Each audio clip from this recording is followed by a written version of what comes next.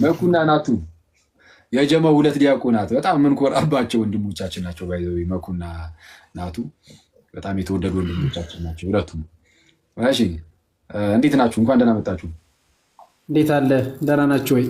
ሰላም ክርስቶስ ይብዛላችሁ። 3000 ሰዎች እዚህ ውስጥ ያላችሁ ናቱ ዮኒ ፓፓ ሰላም ብለናል። ኧረ መኩራት አላለም እየባከታች አለን ይመስገን አምላክ። አይ የምራው የምንኮራባቸው ወንድሞቻችን ምን ልትል ነው? ቤቴ መኩና ናቱ በጣም የተወደዱ ወንድሞቻችን ናቸው። በጣም ደስ የሚሉ ናቱ ይላል። ናቱ ሰሞኑን ምንም አይደለም። እሺ በል ምን ልትል ነው? እንዴት ናችሁ? አሉል እንዴት ነህ? ጎበዝ ከታችሁ ነበር ቅድም ጀግናው ቁማላ አስወሩት እና ጀግናው እንዴት ናችሁ? እንኳን አደረሳችሁ። ሰላም ብያል። ጀግናው ቁማላ እድል ስጡት። አይ አለን ይመስገን አምላክ። እሺ ጠያቂዎች ፕሊስ ግቡ። እሺ ፕሮቴስታንት ወንድሞቼ ጥያቄ ካላችሁ መልካም ስራ ከድህነት ጋር እንዴት እንደሚገናኝ ምናምን ማወቅ ከፈለጋችሁ ጠይቁን። እሺ እሱን ቪዲዮ እስከዛ አሳይን። ይሄ መሰለኝ ጻድቅ ፈራጅ ሆኖ እርሱ አይደል ያለው ጳውሎስ የክብርን አክሊል ይሰጠኛል አለና ይሰጠኝ ይሆን አይደለም ያለው ይሰጠኛል እርግጠኛ ነኝ አለ። ለእኔ ብቻ ግን አይደለም ብሎ እርሱን ተስፋ ለሚያደርጉ ሁሉ ነው ብሎ ክፍት አደረገው። እኛን ሁሉ አስገባን። ሰማይ መግባታችን ጥርጥር የለውም። አክሊሉ ምን አይነት ነው ነው? የነ ጳውሎስ አይነት ነው። የነ ጳውሎስ አይነት ነው። በፍጹም ሌላ አይነት አታደርጉትም። ጌታ ይባረክ። በጣም ጌታ ከረዳችሁ የኢየሱስ አይነት፣ በጣም ህይወታችሁ ደክሞ ዝቅ ካላችሁ የጳውሎስ አይነት አድርጋችሁት መጨረስ። በሁለቱ መሀል መኖር ከጳውሎስ በታች አወራኝ። እሺ አንዴ ቆይ እዚህ ላይ እንትን እንበለው። ሰማይ እንገባለን አለ እና ሰማይ ገብተን አንዴ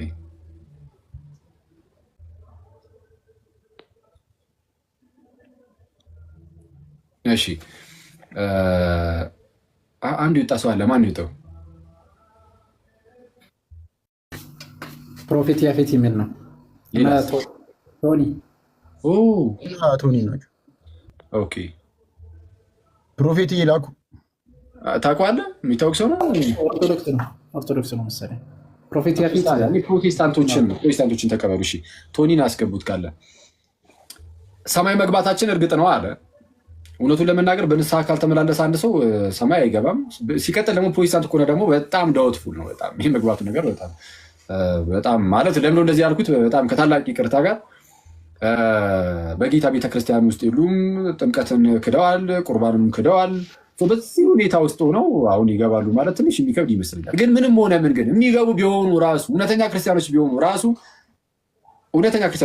ማለት ነው መጽሐፍ ቅዱስ የሚነግረን በንስሐ እስካልተመላለስክ ድረስ የእግዚአብሔር መንግስት አትወርስም። መጽሐፍ እንደሚናገረው በገላትያ መልእክት ምዕራፍ 6 ላይ ቅዱስ ጳውሎስ ቁጥር 7 ላይ እግዚአብሔር አይዘበትበትም ማለት ሰው የሚዘራውን ያንኑ ደግሞ ያጭዳልና፣ በስጋ የሚዘራ ከስጋ መበስበስን ያጭዳል፣ በመንፈስ የሚዘራ ግን ከመንፈስ የዘላለም ሕይወትን ያጭዳል። ስለዚህ ባንዝልም በጊዜው እናጭዳለንና መልካም ስራን ከመስራት አንታክት ብሎ ይናገራል። ለመስራት አንታክት። ስለዛ መልካም ስራን የማይሰራ ፍሬን የማያፈራ ኃጢአት ሲሰራ በንስሐ ህይወት የማይመላለስ ከሆነ አንዴ ከዳነ በኋላ ግን ወደ ህይወቱን ደግሞ እንደዚህ ኤክሰርሳይዝ የማያደርግ ከሆነ አይድንም፣ ወደ እግዚአብሔር መንግስት አይገባም። እና መግባታችን እርግጥ ማለት በቃ ተረጋግጧል አለቀ ተፈጸመ ነው የሚባል ነገር አይደለም። ተስፋው እርግጥ ነው። እርግጡ ተስፋው እርግጥ ነው። እርግጠኛ የሆንበት ተስፋ ነው የክርስቶስ ተስፋ። ዝም ብሎ የሌለ ነገር ተስፋ አላስደረገንም። ግን ወደ ተስፋው ግን ለመግባት ወደ ምንድነው ያ ተስፋ እውን እንዲሆንልን ግን በእኛ ውስጥ ማድረግ ያለብን ነገር አለ። እሺ እሱ ይሁንና እንደ እርግጥ ነው ይባል። እርግጥ ሆኖ ደግሞ አክሊሉ ምን አይነት ነው የሚለው ነው የሚያሳስበን አሉና ምን እያሉ ነው? አክሊሉ የጳውሎስ አይነት ነው። ከዛና የጳውሎስ አይነት ነው። እንደው ካልቻልን የጳውሎስ አይነት ብንችል ግን የክርስቶስ አይነት ምንድነው? የክርስቶስ አይነት አክሊል በመጀመሪያ ደረጃ ነው።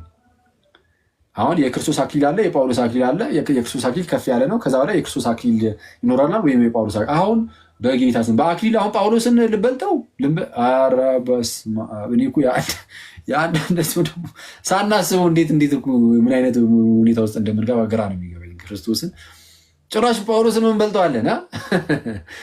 ኧረ እንዲህ ኬት እንደሚያመጡ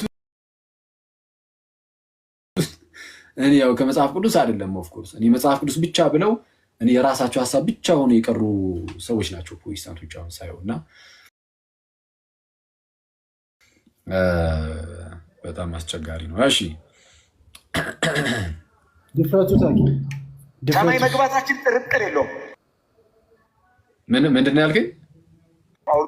ድፍረቱና አነጋገሩ ኧረ የሚገርም ነው። ጭራሽ ከጳውሎስ በላይ እንደ አይመጣውም እኮ ራሱ ጳውሎስ አይነት ነው። የነ ጳውሎስ አይነት ነው። በፍጹም ሌላ አይነት አታረጉትም። ጌታ ይባረክ። በጣም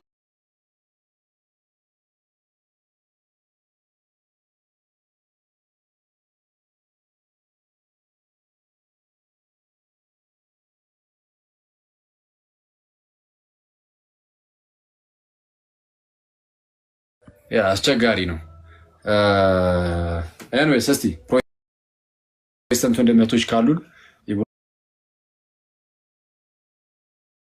እሺ ቶኒ እና ክሪስቶፎረስ ሰላም በሉንና ሰማኬ ወይ ኮመንት ላይ እየጻፉልን ነው ጳውሎስ ፈቃዱን እንዳይሆን ጳውሎስ ኞኞን ነው። አሁን ይሰማል። እንዴት ናችሁ? ሰላም ብያለሁ ሁላችሁንም። አኬ እንዴት ነው? ዮኒ፣ ዲያቆን መኳንንት፣ ዲያቆን ናቲ፣ ቶኒ ከስርም ያላችሁት ወንድሞች እንዴት ናችሁ? ፓስተር ጥሎ ዘለል ብየዋለሁ። መጽሐፍ ቅዱስን አስቀምጦ ሌላ ቦታ ይዘላል። አስቸጋሪ ሁኔታ ላይ ነው ያለ ነው። ቶኒሻ ሰላም ወንድም አለማከዋ እንዴት ነህ? ሰላም ነው ወይ? ሁላችሁም የሆነ ዲያቆን ሁለታችሁም ዲያቆን አጣራ ሶስት ነው እንዴ? ሳሚ ዲያቆን ነው እንዴ? ወይስ እኔ ዲያቆን መስዬ ነው? በእርግጥ ነኝ ደብቄው ስለተጠና። ኧረ ሳሚ ዲያቆን ነው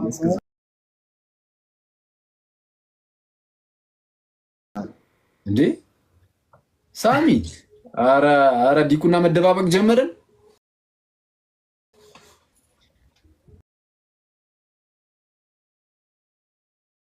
አንተ ስትገልጥ ነው የምገልጠው። ወይኔ አይ ጥሩ ቶኒሻ እንግዲህ ከቶኒ ሰላም ብያችኋለሁ። ከታችም ያላችሁ ሰላማችሁ ይብዛ። አኬዋ በጣም ምርጥ ትምህርት ነው ያስተማርከን። በሕይወታችሁ እግዚአብሔርን ስበኩ የሚለው በጣም እውነት ነውና ሰውን አለማየት አይችልም። እኛ አጠገባችን ያለውን ሰውን የምናየውና በጣም ፈተና ነው እሱ ነገር ማለት ነው። እኔ እግዚአብሔርን የሆነ ነገር ሲገባኝ ነው እንጂ ያቆምኩት እኔ እንደዚህ መንፈስ ቅዱስ ካላቸው ለምንድን ነው እንደዚህ የሚሆኑት ምናምን ይል ነበር። በውስጣቸው መንፈስ ቅዱስ ካላቸው ለምንድን ነው እንደዚህ የሚሆኑት ምናምን ይል ነበር። በዚህ 3 ዓመት ውስጥ ታውቃለህ ራሱ ኮሜንቱ ራሱ ተቀይሯል እኮ ኮሜንቱ ራሱ አሁን ተቀይሯልና መጀመሪያ ላይ የነበረው ኮሜንት ምናምን ስራቱ በጣም ብዙ ነገር ተቀይሯልና ደካማ ከሆነ የቤተክርስቲያን ትምህርት ማያው ከሆነ መናፍቅ መጥቶ ሲጠይቅ እንትን ሲድም ነው የሚቀድመው። መመለስ አይችልም። በሲድም ነው እንትን ሊመልስ የሚችለው ማለት ነው። እስኪ ስለ ቅዱሳን አማላጅነት ንገረን ሲባል አይ ያማልዳሉ ብሎ ወደ ሲድም ይሄዳል እንጂ ጥቅስ አይጠቅስልም። ስለዚህ እንትን ዋናው በቃ በውስጣችን ትምህርት ካለ አንሳደብም፣ እናውቃለን፣ እንመልሳለን። ስለዛ በትምህርት እንባርታው ደግሞ በሕይወታችን እንስበክ። ከሱስ ምናምን ሆና ነው እኮ እኛም በቃ ኦርቶዶክሳዊ ነው የሚያጭሰው እንትን የሚቂሙ የሚጠጣው በየቦታው የሚሰክረው ኦርቶዶክሳዊ ነው ሲባል ነው ያደግን እና እንደዛ የሚያደርጉም አሉ ስላሉ ማለት ነው። ግን ጴንጤው እንትን ቢጠጣ ጴንጤ የሚጠጡ አሉ እኮ ጓደኞቻችን ዘማሪያን ምናምን እግዚአብሔር ግን አይታው በቃ ሌላ ቦታ ነው የሚጠጡት ማለት ነው። በጣም ምስጢር ነው እነሱ ጋር እንትን አይጠጡም። ከባድ ናቸው። በቃ አያስታውቁም። ኦርቶዶክሳውያን በቃ እንትን መስቀሉን እንትን በአንገቱ ላይ አድርጎ እንትን ሁሉንም ነገር ስለሚያደርግ ሲዘፍንም መስቀሉ አለ አንገቱ ላይ ኦርቶዶክሳዊ ምልክት አለው። ማን እንደሆነ አታውቁም። እና ጴንጤ ከባድ ነው። በጣም ነው የሚጠጡት እና ግን እንትን አይታወቅም ነው በምስጢር ስለሆነ ነው የነሱ በቃ እንትን አያሰናክሉም ሰዎችን ማለት ነው። ለራሳቸው ነው የሚጎዱትም ኃጢአታቸውን ለራሳቸው ነው። ግን የኦርቶዶክስ ምንድነው ራሱን የሚጎዳል ሌላውንም በቃ ያሰናክላል። ትክክል። ስለዚህ ኃጢአት ብንሰራ ራሱ በቃ ለራሳችን ሌላውን እንትን ደግመን እንዳናሰናክል ማለት ነው። በጣም ከባድ ነው። በጣም ከባድ ነገር ስለሆነ ማለት ነው ሰዎችን ማሰናከል እና እንበርታ ነው። ቴንክ ዩ በጣም ጥሩ ምክር ነው። ጥሩ ትምህርት ነው ያስተማርከን። ጸገብ ዘዴ እንወዳለን። አሜን። እግዚአብሔር ያክብርልኝ ቶኒ እና ጥሩ ነው። ባይዜ እንደው በቃ ተደብቆ ቢሆን ይሻላል። እውነትም እኮ አዎ ስህተት ነው ምናምን፣ ግን ቢያንስ ሌላው ሰው ግን ማሰናከያ ላለመሆን አየህ በቃ እንትን ይላሉ፣ ለመጠንቀቅ ይሞክራሉ። ጥሩ ነው እውነቱን ለመናገር እንደሱ ይሻላል። አንደኛው ግን ያው ከመጠጡ እነሱም አልጎደሉ ነው እና እኛ ግን በጣም እኔ ክርስቶስን በጣም እንደዚህ አይነት ነገር ውስጥ ያለን ምናምን ክርስቲያን ወንድመቶች ምናምን ቀስ በቀስ ብለህ መውጣት መሞከር ይሄ ነውር እንደሆነ መጀመሪያ ወይ ትልቁ ነገር ምን መሰላችሁ? ከዚህ ነገር ለመውጣት መጀመሪያ ነውር እንደሆነ ማወቅ፣ ይሄንን ነውር ኃጢአት እንደሆነ የተለያዩ እንደዚህ አይነት ነገሮች ማለት ነው። ወንድምን የሚያሰናክል ከሆነ ጫትን ብቻ አይደለም ስጋን ራሱ ጥለህ ልትነሳ ትችላለህ። ኦኬ ስጋ መብላትም ወንድምን የሚያሰናክለው ከሆነ የምራክሊት ትተዋለህ እንዳትለኝ እንጂ ዮኒ እና ጳውሎስ አለ ምንድን ነው አንተ አትቀበል? ጳውሎስ አለ እኮ ወንድምን የሚያሰናክል ከሆነ አትብላ፣ ለዘላለም አትብላ አለ። ጳውሎስማ አለው እኮ ግን አሁን ወንድምን የሚያሰናክል ከሆነ ጥሪ ተው በባል አሁን አቅሙ ይፈቅድልኛል ትላለህ። አያውቂ ነው የምር ዝንተዋለን እንዴት አባቱ ስና እና እንዴት አንተ ተዋለው ይምር ቀልዱን አቁመ ወደ ትምህርቱ ግባ። ቀልደኛ በቃ በጥሪ የሚሰናከል ሰው እንዳይመጣ አስቀድመን ነው ማስተማር አለበት።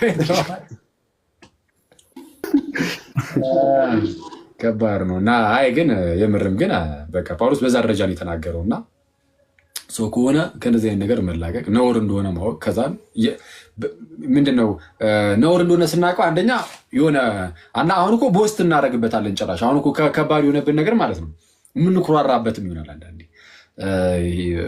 ዝሙቱም ስካሩም ምኑም በቃ እንደዚህ አይነት ነውር የሆኑ ነገሮች ነውራቸው ክብር ይሆንባቸው ነውራችን ክብር ነውር የሆነው ነገር ክብራችን እየሆነ ይመጣል እና በጣም የምንኩራራበት እየሆነ ይሄዳል እና እንደዛ እንዳይሆን መጀመሪያ ነውር እንደሆነ ማወቅ፣ ቀስ በቀስ እግዚአብሔርን መናፈቅ፣ ወደ እግዚአብሔር መቅረብ ምናምን ንስሐ መግባት። በጣም እኔ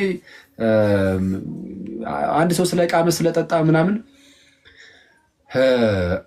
በጣም አደገኛ ነገር ውስጥ ነው ማለት አለ ማለት አዎ በቃ መጥፎ ነገር ነው መሆን የለበትም። ግን እየቃመ ምናምን ነገር የሚቅም ሰው የሚጠጣው ያ ሰውዬ በጣም ልቡ ንጹህ ሊሆን ይችላል። ስለዚህ ትንሽ ነገር ነው የሚቀረው። ሱስ ነገር ገብቶበት ከሆነ ውስጡ ሱሱን መርዝ ስለሆነ ከደም ውስጥ ያንን ማውጣት በቃ ሱሱን ከሱሱ እየተነጠለ መምጣት።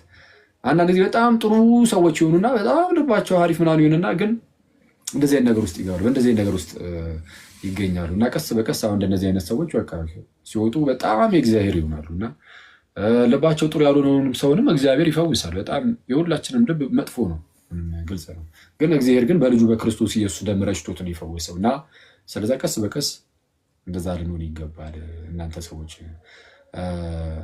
የማሸማቀቅ ነገር እንዳይመስል እንደዚህ አይነት ወንድሞቻችን ካሉ እህቶቻችን ካሉ የማሸማቀቅ ነገር እንዳይመስል እና አንዴ ኮመንቷን ተዋት አንዴ ኮሜንቱ ናቸው እኮ ነው።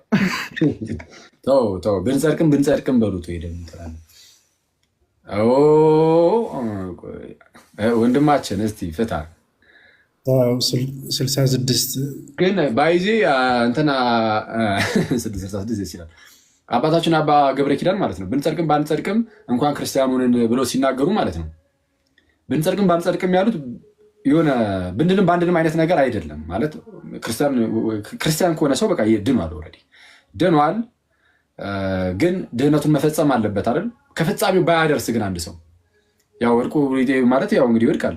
ኦፍኮርስ እንግዲህ ድህነቱ ካልተፈጸመ ያንን ፍጻሜውን ነው እንደዛ ያሉት እንጂ ብንድንም በአንድንም እሱማ በቃ ማንድን ኮለስ ጀምሮ ወደ ክርስትና አንመጣም ነበር። ስለምንድን ነው ወደ ክርስትና የመጣ ነው? ድህነታችን ባይፈጸም ራሱ ግን ክርስቲያን ሆኖ መኖር የተሻለ ነው አይነት ነገር ነው። እንደዛ ብሎ የሚኖር ሰው ካለ እንደዛ ነው። በሌላ ቪዲዮ ላይም ተናግረዋል። ሰው ያጣምመዋል። አስቸጋሪ ነው። መልካም ስራ ከድነት ጋር አይገናኝም የሚል ጴንጤ የለም ማለት ነው። ፕሮቴስታንት ጠፋ። ምንድን ጴንጤዎች ማጸድቁ ከሆነ ለምንድን ነው ክርስቲያን የሆናችሁት? ምንም አትሉ ከሆነ በአንጻርም ቢንጸድቅም የሚለውን ማጸድቁ ከሆነ ምኑ ጋር ነው ጥቅሙ ለማለት ነው። እንደዛ ብሎ ጠየቁ ነው። ኮሜንቶች ላይ እያየው ነበር። ቀንም ትክክል እንዴ ጥያቄማ ይፈጥራል እኮ እንደዚሁ ስትለው ምናምን ጥያቄ ሊፈጥር ይችላል። ብንጸድቅም ባንጸድቅም እንኳን ክርስቲያኑን እኔ ታዲያ ምን ይሰራልኛል ክርስትና ማልጸድቅ ከሆነ ለምድራዊ ጥቅም ነው የመጣሁት ሊል ይችላል። ጥሩ ነው፣ ትክክለኛ ጥያቄ ነው። ግን ነገሩን ግን መረዳት አለብን። ከምን አንጻር እሳቸው እንደዛ እንዳሉት ማለት ነው። አባታችን እንደዛ ያሉት አሁን ቅድም ካልኩት አንጻር እንጂ ክርስትና የማያድን አይነት ሆኖ አይደለም። ክርስትናማ በደንብ በሚገባ ነው እንጂ የሚያድነው እና ድነናል የምርም።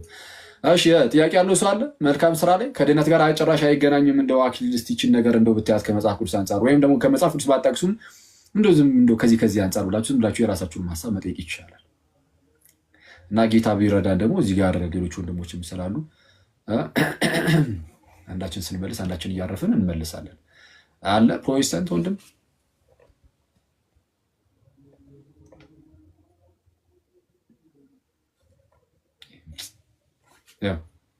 የማደርገውን አላቅም የሚለው መዝሙር እየዘመረ ነው የብራዘር ክፍል። ቆይ በጣም ያኛው ነው ትዝ የሚለኝ በነገራችን ላይ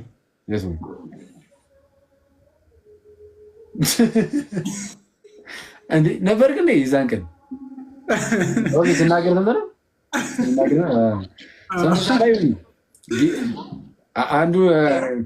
አንድ ጓደኛችንን አወኳ ሆኔ በፊት ስመራት አልችልም። እሱ ለገርፌንዱ ምንድነው ቀለበት ሊያደርግላት በቃ ሰርፕራይዝ እናደርጋት ምናምን ብሎ ጠራኝ ምናምን። እንግዲህ በጣም የቅርብ ወዳጅ ነው።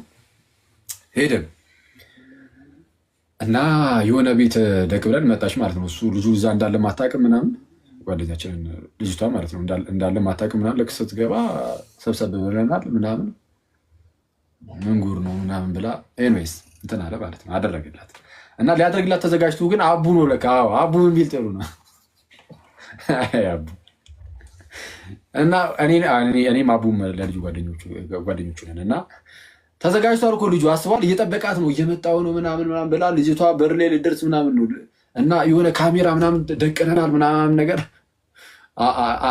መዝሙር ይከፈት ተባለ ማለት ነው። መዝሙር ይከፈት ይባላል። አቡ የማደርገውን አላውቅም። ኧረ በጌታ ስሜ ቀለበት ሰዓት አስበው ማደርገውን አላውቅም። ኧረ አይ አቡ እና እውነቱን ግን ሳስበው ግን የሚያደርገውን አላወቀም። ይህ ወንድማችን አውቄ ነው። በጣም የሚያደርገውን ያወቀ ሰው ነው። በጣም ጥሩ ነበር እሱ እንደዛ ማድረጉ። በጣም ደስ የሚሉ ሰዎች ነበሩ፣ ወንዱም ሴቱም አሪፍ ነው። አቡ ይመቸው። የማደርገውን አላውቅም ይቅር በለኝ አምላኬ። ግን ደስ የሚል መዝሙር ነው። አሁን እኮ ከሩቅ እየሰማሁ ኧረ ፕሮቴስታንቶች ጠይቁን። አንድ ቁጥር አስገቡን ብላችሁ የምትጽፉ አንድ ቁጥር ጻፉ ብሎ እያለ ነበር ከታች ጽፉ አይቻለሁ። ግን አንድ ቁጥር ጻፉ። ሳሚ የሚባል ልጅ እየጻፈ ነው። እሺ ያስሚኮ አቤል ይኸው ስቤያቸዋለሁ። ማነው ስሙ? ሳሚ የሚባለው ስቤዋለሁ። ሚኪያስ አለ። ሚኪ ግን ደህና ነህ? ሚኪያስ ቤተሰብ ነው ቤተሰብ ነው እሱ። የረዥም ጊዜ 2 ዓመት 3 ዓመት 2 ዓመት 3 ዓመት ሙሉ ቆይቶ እሺ ይሁን። ሰላም ለአንተ ይሁን ሚኪ፣ እንዴት አለ? አይ ዛሬ ነው የመጨረሻው መሰለኝ። መልካም ስራ ላይ ነበር የቀረው። ይኸው ዛሬ ገባን እኮ ትምክህትና ቅዱስ ቁርባን ላይ አምናል። መልካም ስራ ነው የቀረው። ጨርሷል። ከበድ ያለ ጥያቄ ልጠይቅ ነው። ከበድ ያለ እሺ እንትን ብዙ ጊዜ አሁን ያው ብዙ ጊዜ የሚጠየቅ ነው። የሐዋርያት ቅብብሎሽ አለን ስለምትሉ ብዙ ጊዜ ኦርቶዶክሶች ያስተምሩ ነው ብዬ ስለማምን ነው እና የሐዋርያት ቅብብሎች ከስልጣን ይልቅ ያስተምሮ ቅብብሎች ነው እና አሁን ያለችው እንደውም እኛ ፕሮቴስታንቶች የሐዋርያት ቅብብሎች አለ ከኦርቶዶክስ ይልቅ ብዬ ስለማምን ነው እና ምክንያቱም በትምህርት ስናይ ሐዋርያት ያላደረጓቸው ነገሮች ኦርቶዶክስ ላይ ብዙ ልምዶች አሉ። ለምሳሌ የትኛው ሐዋርያ ወደ ቅዱሳን ሲጸልይ ያየ ነው? የትኛው ሐዋርያ ነው ምናልባት ወደ ቅዱሳት ስዕላት ሲጸልይ ያየ ነው ወይም ሲሰግድ ያየ ነው? ወደ ቅዱሳት ስዕላት አንድ ሐዋርያ ወደ ቅዱሳት ስዕላት እንደዚህ አይነት ልምምድ ወደ ቅዱሳት ስዕላት አንጸልይም፣ ግን ቀጥልሽ ጨርስና ብዙ ልምምዶች ለምሳሌ እንዳይሆንም ያው ስላነሳው ዝም ብዬ እሄድበታለሁ። እሺ ቀጥል። በርዕስ ነው እንዴ? ነበረ ግን ችግር የለም ይቅርታ፣ ያለ ርዕስ ከጠየቁኝ ግን እንዲህ አይነት ልምምዶች አሁን ሐዋርያት ያላደረጉት ወደ ቅዱሳት መጸለይ፣ ወደ ቅዱሳን መጸለይ፣ ለተለያዩ ስዕላት መስገድ፣ ለቅዱሳን መዘመር የመሳሰሉት ልምምዶች የመጀመሪያ ቤተክርስቲያን ላይ ያልተደረጉ ልምምዶች ናቸው። እንደውም በሶስተኛው ዓመተ ምህረት በሶስተኛው ዓመተ ምህረት በኋላ የመጡ ልምምዶች ናቸው ይላሉ እና ስለዚህ እኛ ፕሮቴስታንቶች ግን እነዚህን አናደርግም እና ሞር እኛ ከሐዋርያት ጋር እንደውም የሚያመሳስለን ብዙ ነገር አለ ለማለት ነው። እሺ በመጀመሪያ ደረጃ አሁን አይ ቲንክ አንተ ጥያቄው ነበር ኢንቮኬሽኑ ነው እንጂ ቅዱሳን ይማልዳሉ የሚለውን ታምናለህ አይደል? ቅዱሳንማ እርስ በርስ እንድንጸለይ አይደል? ኖ አይ በሰማይ ያሉ እነሱ ሊለምኑ ይችላሉ። እሱ ላይ ጥያቄ የለውም። እሺ በዚህ ህብረት ውስጥ ሆኖ አንድ ሰው ቅዱሳኑን አሁን ለምኑልን ብሎ መጠየቁ ማለት ነው። ለምኑልን ብሎ መጠየቁ ለምሳሌ እመቤታችን ሊሆን ይችላል ምናምን፣ እሱን አለማድረጋቸውን በምንድን ነው ያወቀው?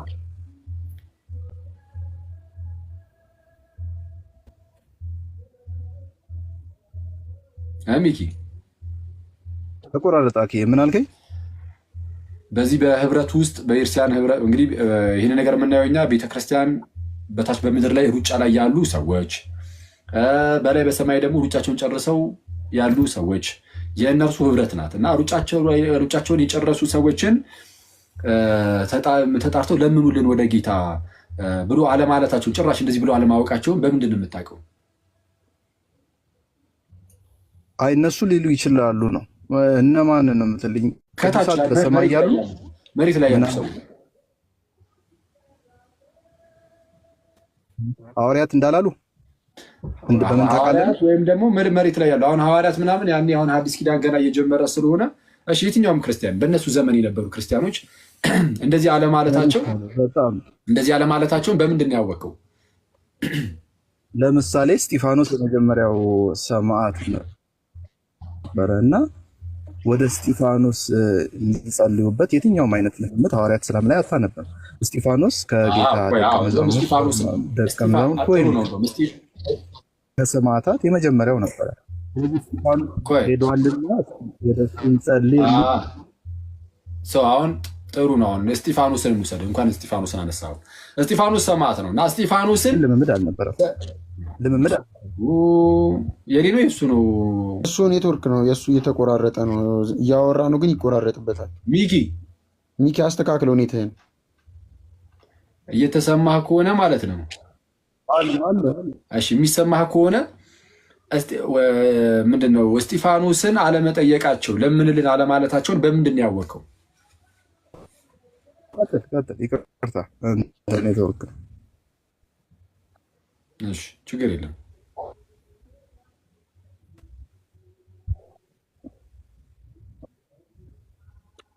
አይ እሺ አሁን ይሰማል ሚኪ?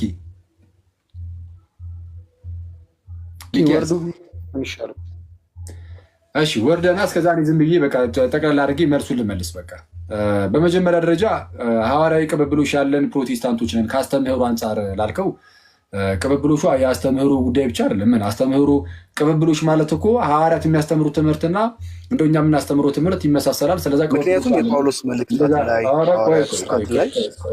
ሐዋርያት ላይ አንድም ቦታ ላይ ወደ እስጢፋኖስ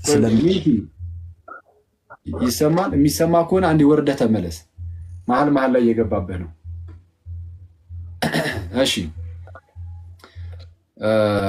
አንድ ይህንን ልመልስና ከዛ እንትን ትላለህ ትቀጥላለህ ገብተህ። እሺ ሰው ቅብብሎሹ ለምሳሌ በስላሴ የማያምን አንድ ኦንሊ ጂሰስ መጥቶ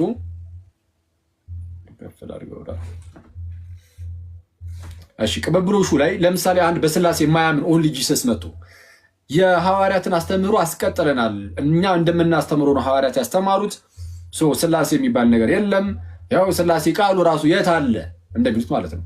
ሐዋርያቱም ስላሴ የሚል ቃል አልተጠቀሙም፣ እኛም አንጠቀምም ምናምን እንደዚህ ብሎ ቢናገሩ ለምሳሌ እነሱ የምርም ሐዋርያዊ ቅብብሎች አላቸው ማለት አይደለም። አንድ ሰው ዝም ብሎ ብድግ እያለ ብቻ ለራሱ ክሌም የሚያደርገው ነገር አይደለም። ሐዋርያዊ ቅብብሎች ምንድን ነው? ገና ከጅምሩ ቤተክርስቲያን ህብረት ናት እንደምታውቁት። በዛ በህብረት ውስጥ ደግሞ መንጋ አለ፣ እረኞች ደግሞ አሉ። እረኞች፣ ኦቨርሲየሮች፣ ጳጳሳት አሉ። ልክ ቅዱስ ጳውሎስ በሐዋርያት ሥራ ምዕራፍ 20 ቁጥር 28 ላይ እግዚአብሔር በገዛ ደሙ የዋጃትን ቤተክርስቲያንን ትጠብቋት ዘንድ እግዚአብሔር በገዛ ደሙ የዋጃትን ቤተክርስቲያንን ትጠብቋት ዘንድ መንፈስ ቅዱስ እናንተን ጳጳሳት አድርጎ ለሾመበት ለራሳችሁና ለመንጋው ተጠንቀቁ ይላል። መንፈስ ቅዱስ እናንተን ጳጳሳት አድርጎ ለሾመበት ለራሳችሁና ለመንጋው ተጠንቀቁ። ቤተክርስቲያን ሲባል በዚህ ክርስቲያን ውስጥ ራስ የሆነው ጌታችን ኢየሱስ ሲሆን ሁሉም በሁሉ ለሚሞላው ለእርሱ ደግሞ ሙላቱ የተባለችው ቤተክርስቲያን አለች። በዛች ቤተክርስቲያን ውስጥ ደግሞ መንጋ አለ፣ እረኛ አለ፣ ጳጳስ አለ። ጳጳስ የሌለበት ቤተክርስቲያን የለም በታሪክ ውስጥ ማለት ነው። ሁሌም ጳጳሳት አሉ እና መንፈስ ቅዱስ ሁሌም ጳጳሳትን ይሾማል። እና ሐዋርያዊ ቅብብሎች ሲባል ይህቺ ቤተክርስቲያን ያቺ ክርስቲያን የእግዚአብሔርን እውነታ ይዛለች። የእግዚአብሔርን እውነታ እንደያዘች እስከ ዓለም ፍጻሜ በቅብብሎች ውስጥ ትቀጥላለች። ሐዋርያዊ ቅብብሎች የትምህርት ምናምን ጉዳይ ብቻ አይደለም፣ ህብረቱ እንደ ህብረትም ይቀጥላል ነው። ስለዛ ጌታ ኢየሱስ ምን አለ? እነሆ እኔ እስከ ዓለም ፍጻሜ ድረስ ሁል ጊዜ ከእናንተ ጋር ነኝ። ከትምህርቱ ጋር ነኝ ብቻ አይደለም፣ ከእናንተ ጋር፣ ከሰዎቹ ጋር፣ ከእናንተ ጋር ነኝ። ስለዛ ሰዎቹ ወይም ቤተክርስቲያን እስከ ዓለም ፍጻሜ ድረስ ትቀጥላለች። እንደዚህ አይነት ህብረት አንድም ፕሮቴስታንት ተነስቶ እኛ እንደዚህ ነን፣ አዎ ከሐዋርያ ጀምሮ ህብረታችን አለ የሚል የለም። ስለዛ ፕሮቴስታንቲዝም እዚህ ውስጥ ጭራሽ አይገባም። በአስተምህሮ ብቻ እንሂድ፣ በአስተምህሮ እንሂድ ቢባል ራሱ ፕሮቴስታንት ነው ከሐዋርያት ጋር የሚመሳሰለው ላልኩ ሲጀምር የትኛው ፕሮቴስታንት? አንዱ ፕሮቴስታንት ጥምቀት ያድናል ሲል ሌላኛው ፕሮቴስታንት ጋር ሲል ጥምቀት አያድንም ይላል። ድህነት ላይ ነው ያልኩ። ይህ ምልጃ ምናምን ትሆና ዋናው ከሱ ሁሉ የሚበልጠው የድህነት ጉዳይ ነው እንደምታውቁት። እና ጥምቀት ያድናል ሲል አንደኛው የመጣ ነው ጥምቀት አያድንም፣ ቅዱስ ቁርባን ለድህነት ነው፣ እውነተኛ የራሱ የጌታ ስጋና ደም ነው ብሎ ሲያስተምር አንደኛው የመጣና ነው በፍጹም ምሳሌ ብቻ ነው ይላል። አንዱ እንደው በቃ የትኛውም ሰው ክርስቶስ ኢየሱስ ለዓለም ሁሉ ሞቷል ብሎ ሲናገር አንዱ ይመጣና ኖ ክርስቶስ ለዓለም ሁሉ አልሞተም፣ ለተመረጡት ነው የሞተው። አንዱ ይመጣና አይ በቃ ነፃ ፈቃድ አለን ሰው ለመዳን አምኖ ይድናል ሲል አንደኛው ደግሞ ይመጣና ኖ የለም እግዚአብሔር አስቀድሞ የወሰንና የተወሰኑ ሰዎችን ብቻ ራሱ እግዚአብሔር የወሰናቸውን ብቻ ነው የሚያድናቸው፣ ሌሎችን አያድናቸውም። እንግዲህ አሁን እያልኳቸው ያለሁት እንግዲህ በቋሚነት በፕሮቴስታንት ውስጥ ያሉትን ብቻ ነው። የተወሰነ ገፋ እናድርገው ካልን ደግሞ በጣም ብዙ የምናወራቸው ነገሮች ይኖራሉ። እንዲህ ብትንትን ያለ ቤተ እምነትን ከሐዋርያት አስተምሮ የትኛውን የሚስማማው እንዲህ ያለው ወይስ እንዲህ ያለው፣ እንዲህ ያለው ወይስ እንዲህ ያለው እያልን መጠየቅ እንችላለን። ሁሉም ግን ከሐዋርያት አስተምሮ ጋር ፉሊ ማች ማድረግ አይችሉም። ሙሉ በሙሉ በትክክል ከጌታ ቤተክርስቲያን ጋር አስቀድሞ ከነበረዎቹ ከሐዋርያት ጋር በቃ ሙሉ በሙሉ ትምህርቷ ልክክ የሚለው የኦርቶዶክስ ቤተክርስቲያን ብቻ ናት። በመጀመሪያ ደረጃ አሁን አንተ የጠቀስከው አስተምህሮ አይደለም። በሰላት ፊት መጸለይ፣ የቅዱሳን ምልጃ አስተምህሮ ተብሎ የሚያዝ እኮ በዛ ደረጃ ማለት የሆነ ዶክትሪን ሳይሆን ወይም አስተምህሮ ሳይሆን ፕራክቲስ ናቸው። እነዚህ ፕራክቲሶች ግን በፕራክቲስ ደረጃ እንዲካልን ከሐዋርያት ጀምሮ መጥተዋል አልመጡም? መጥተዋል ብለን እናምናለን። እንዴት አወቅን? በቤተክርስቲያን ታሪክ ውስጥ ለምሳሌ በቅዱስ መስቀል ምልክት ማማተብ መጽሐፍ ቅዱስ ላይ ተጽፏል? አልተጻፈም። በቅዱስ መስቀል ምልክት መጽሐፍ ቅዱስ ላይ አልተጻፈም ማለት ከሐዋርያት ጀምሮ አልመጣም ማለት አይደለም። ባስልዮስ ዘቂሳርያ ለምሳሌ በእንተ መንፈስ ቅዱስ መጽሐፉ ላይ በቅዱስ መስቀል ምልክት ማማተብን ከየት ተማርን ይልና ከሐዋርያት ይላል። አንዳንዶቹን በቃል እንደዚሁ ተላልፈው መጡልን፣ አንዳንዶቹ ደግሞ በጽሁፍ ተቀበልን ይልና በቃል ከተላለፍናቸው ውስጥ ይሄ አንዱን ይላል። መጽሐፍ ቅዱስ ላይ የሆነ ነገር አልተጻፈም ማለት በቃ ያ ነገር የክርስትና በፍጹም መሆን አይችልም ማለት አይደለም። ከክርስትና ትምህርት ጋር እስካልተጣረሰ ድረስ ነሰሰርሊ በጽሁፍ ብቻ ይተላለፋል ያለው ማን ነው ይላል መጽሐፍ ቅዱስ ላይ። መጽሐፍ ቅዱስ ራሱ እንደዚህ ይላል፣ በጽሁፍ ሁሉም ነገር ይተላለፋል ይላል አይልም። በተቃራኒው ግን ምን ይላል? ላምብላችሁ ዮሐንስ ለምሳሌ ሲናገር በመልእክቱ በሁለተኛ መልእክቱ አንዲት ምዕራፍ ነው ያለችው የመጨረሻ ቁጥር ላይ ተመልከቱ። ለምሳሌ ቁጥር 12 ጀምሮ እንድጽፍላችሁ የምፈልገው ብዙ ነገር ሳለኝ አለ እንድጽፍላችሁ የምፈልገው ብዙ ነገር ሳለኝ በወረቀትና በቀለም ልጽፈው አልወድም። እንዲጻፍ የሚፈለግ በጣም ብዙ ነገር ነበረ፣ ግን በወረቀትና በቀለም ልጽፈው አልወድም። ዳሩ ግን ደስታችሁ ፍጹም እንዲሆን ወደ እናንተ ልመጣ አፍ ለአፍም ልናገራችሁ ተስፋ አድርጋለሁ ይላል። ስለዚህ ሊጻፍ የሚፈለግ በጣም ብዙ ነገር ነው። የሚፈለግ ልጽፍላችሁ የምፈልገው ብዙ ነገር ሳለኝ ነው ያለው። ሊጻፍ የሚፈለግ በጣም ብዙ ነገር ነበረ፣ ግን አልጻፍም። በቃ እንደዚህ ልጽፈው ስላልወደደ ነው ያልጻፈው። ባይዚ ራሱ ዮሐንስ ስላልወደደ መጽሐፉ በጣም እኮ የሚያስገርመው ዮሐንስ መጽሐፉን ስላልወደደ ብቻ አልጻፈው፣ በቃል ግን አስተማረ። ይህ እንግዲህ ከመጽሐፍ ቅዱስ ነው ያነበብኩላችሁ። እሺ ተመሳሳይ ነገር እዚሁ አሁንም ሶስተኛ ዮሐንስ መልእክት ላይ ቁጥር 13 ላይ እንዲህ ይላል ልጽፍልህ። አሁን ደግሞ ሶስተኛ መልእክቱ ላይ ልጽፍልህ የምፈልገው ብዙ ነገር ነበረኝ፣ ዳሩ ግን በቀለምና በብርዕ ልጽፈው አልወድም። ነገር ግን ወዲያው ላይ ተስፋ አደርጋለሁ፣ አፍ ለአፍም እንነጋገራለን። ሰላም ለአንተ ይሁን። ወላጆች ሰላምታ ያቀርቡልሃል፣ ወላጆችን በየስማቸው እየጠራ ሰላምታ አቅርብልህ ብሎ ይጨርሳል። ሰው ምን እያለን ነው? በመጀመሪያ ደረጃ መጽሐፍ ቅዱስ የተሰጠን እያንዳንዱ ነገር እንደው ተከትቦ ተጽፎ በቃ አለቀ ሁሉ ነገር ተጻፈ ተብሎ አይደለም። እንደዛ ተብሎ የተሰጠን አንድም መጽሐፍ የለም። እንደዛ የሚል ሰው ካለ ማስረጃ ነው የምትጠይቁት ሁሌም። እሺ ሁሉም ነገር ተጽፏል የተባለበትን አሳዩ ማለት ነው።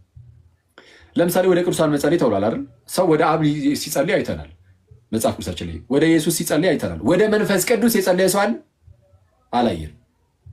ከሶስቱ አካላት ወደ ሁለቱ አካል በአካል ደረጃ ማለት ነው ወደ አብ ሲጸልዩ አይተናል። ወደ ወልድ ሲጸልዩ አይተናል። ወደ መንፈስ ቅዱስ ሲጸልዩ አላየንም። ወደ ቅዱሳንም ሲጸልዩ አላየንም። ቀጥታ ማለት ነው። ቀጥታ ወደ መንፈስ ቅዱስም ሲጸልይ አላየንም። ወደ ቅዱሳንም ሲጸልይ አላየንም። ግን ወደ መንፈስ ቅዱሳዊ ይጸልያል ብሎ ግን አንድ ሰው ማስረዳት ይችላል። ከምን አንጻር? እንደው ከአብ ጋር አንድ ከመሆኑ አንጻር ምናምን እያለ ሊያብራራ ይችላል። ኦኬ ዘንድ ወደ ቅዱሳን ይጸልያል የሚለውንም እኛ ከዛ አንጻር ማብራራት እንችላለን። በምን መልኩ? ነገረ ቤተክርስቲያንን አንስተን ያለውን አንድነት አንድ ከተማ ውስጥ እንዳለን አንስተን በዛ መልኩ ይሄው ከዚህ አንጻር ወደ ቅዱሳን ይጸልያል ማለትና ወደ መንፈስ ቅዱስ ይጸልያል ማለት ግን አንድ አይደለም። ባይዚ ወደ አምላክ ሲጸልይ በቃ ወደ አምላክ ብቻ ነው የሚጸልየው። እንዲህ አይነት ጸሎት ወደ ቅዱሳን አይደረግም። ወደ ቅዱሳን በቃ ጥያቄ ብቻ ነው የምናቀርበው። ጸልዩልን፣ ለምኑልን። ልክ እኔ እዚህ ጋር ያሉትን ጸልዩልኝ እንደምላቸው ቅዱሳንን ጸልዩልን ልንል እንችላለን። እና እያንዳንዱ ነገር ቀጥታ መጻፍ አይጠበቅበትም። በአስተምህሮ ደረጃ እንሂድ ካልን ግን አስተምህሯችን ጸሎት ሃይማኖት ነው። 5 አዕማደ ምስጢራት ናቸው። እነዚህ ሁሉም በሐዋርያት አስተምህሮት ውስጥ አሉ። ጥምቀት ያድናል ብትል አለ። ቅዱስ ቁርባን የጌታ ስጋና ደም ነው አለ። ለዘላለም ሕይወት ነው የሚል አለ። ራሱ ኢየሱስ ያስተማረው ትንሣኤ ሙታን ነው አለ። ሥላሴ አለ። ስጋዊ አለ። ምንድን ነው የሌለው? እና በአስተምህሮ ደረጃ ምንም ከኛ ጋር የሚለያይ ምንም ነገር የለም ማለት እኛ ጋር ያለው አስተምህሮ ሐዋርያት ጋር ካለው አስተምህሮ ጋር ምንም አይለያይም። ያነሳው ልምምድ ነው። ልምምዶች አሁን የምልጃው አለ። ከዛ ውጭ የስዕላት ምናምን ቀስ በቀስ እያደገ ይሄዳል።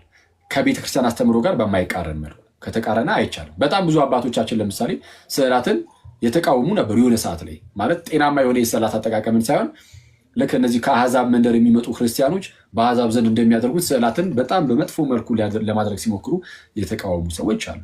ከዛ ውጭ ግን ከኤርሲያን ትምህርት ጋር እስካልተቃረነ ድረስ ምንም ጤናማ ምንም ችግር የለውም።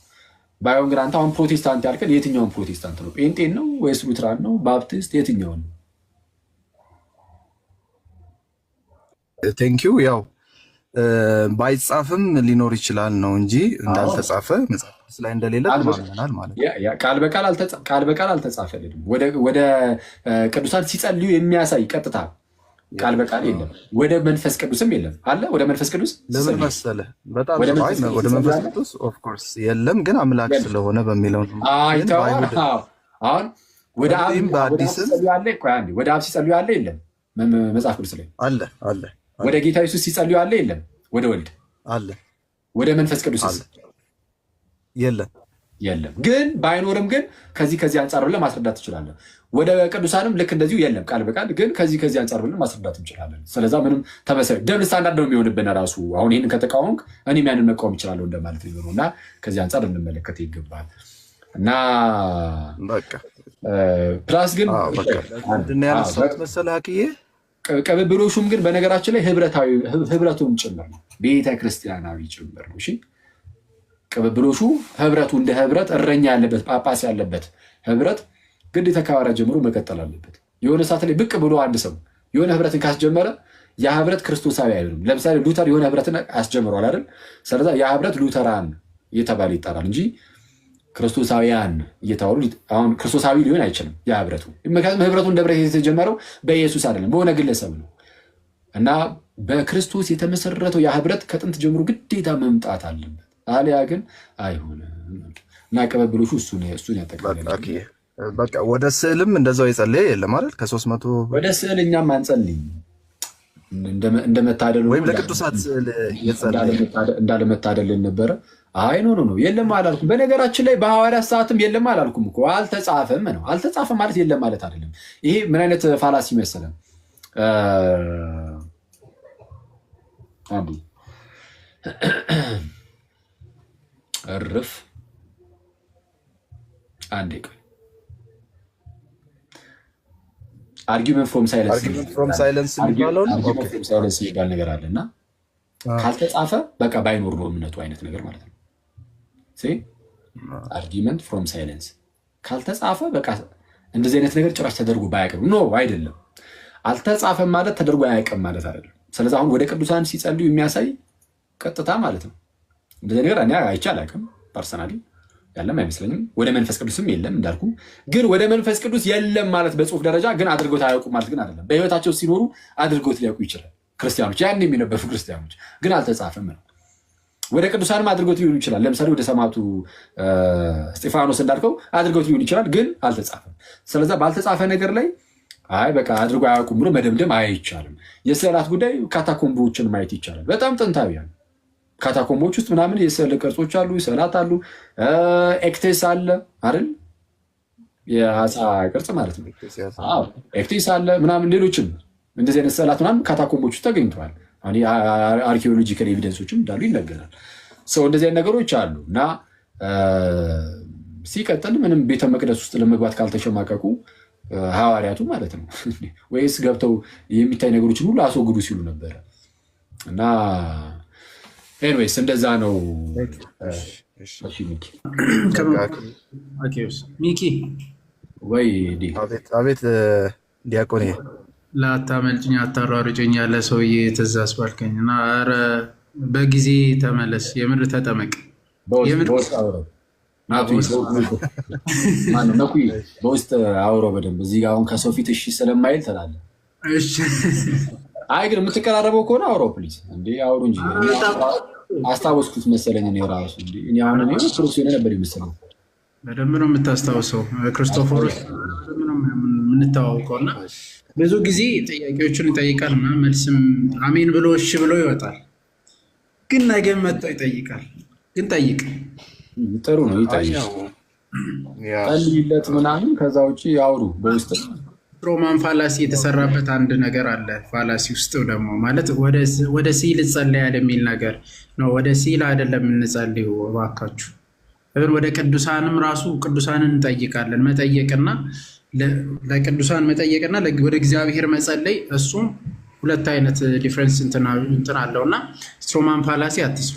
ያ ስዕል አይደለም መልስ የሚሰጠኝ ወይም ደግሞ የስዕሉ ባለቤት ነው። ወደዛ ነው ጥያቄ የምናቀርበው ነው እንጂ ስዕሉን አይደለም።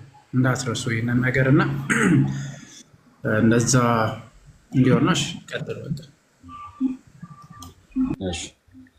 ቴንኪው ሚኪ። እሺ እናመሰግናለን። እሺ ኒው 12 የሚል አለ። እሺ ማን አንዳችሁ ተቀበሉት። እሺ ሰላም ነው ኒው ዋንቱ እንኳን ደህና መጣህ። ሁላችንም በድጋሚ ሰላም ብያለሁ። ኒው ዋንቱ እኔ ቤት በደንብ እንተዋወቃለን። አይ ቲንክ የተቆራረጡት ከሆነ አላውቅም። ይሰማል ነው ዲያቆን? ይሰማል በሉ ይሄዱበት እንግዲህ የሚተዋወቁት ከሆነ አዎ እሺ። አይ እንትን ነው አዋራው እስኪ ምናልባት ጥምቀትን ይቀበላል ቅዱስ ሥጋና ክቡር ደሙን እንዴት ነው? ባለፈው ኒዋንቱ እሱን የተቀበለ ይመስለኛል። ስራ ላይ እስኪ ምናልባት ጥያቄ ካለህ ወይ እዛ ላይ ጠይቀውና ዲያቆን ወይም ደግሞ አኬ ብቻ ቀጥሉ። ሌሎቻችሁም ዲያቆንና ቲም ካለ እኔ ጋር ብዙ ስላወራን አውሩት። እሺ ሰላም ላንተ ይሁን ወንድሜ። እሺ ቀጥል። እሺ አውሩት አንዳችሁ። ናቱ ወይ መኩ ወይ ቶኒ ወይ ዮኒ አንዳችሁ ከአራት አንዳችሁ ዮኒ ቀጥል እስቲ።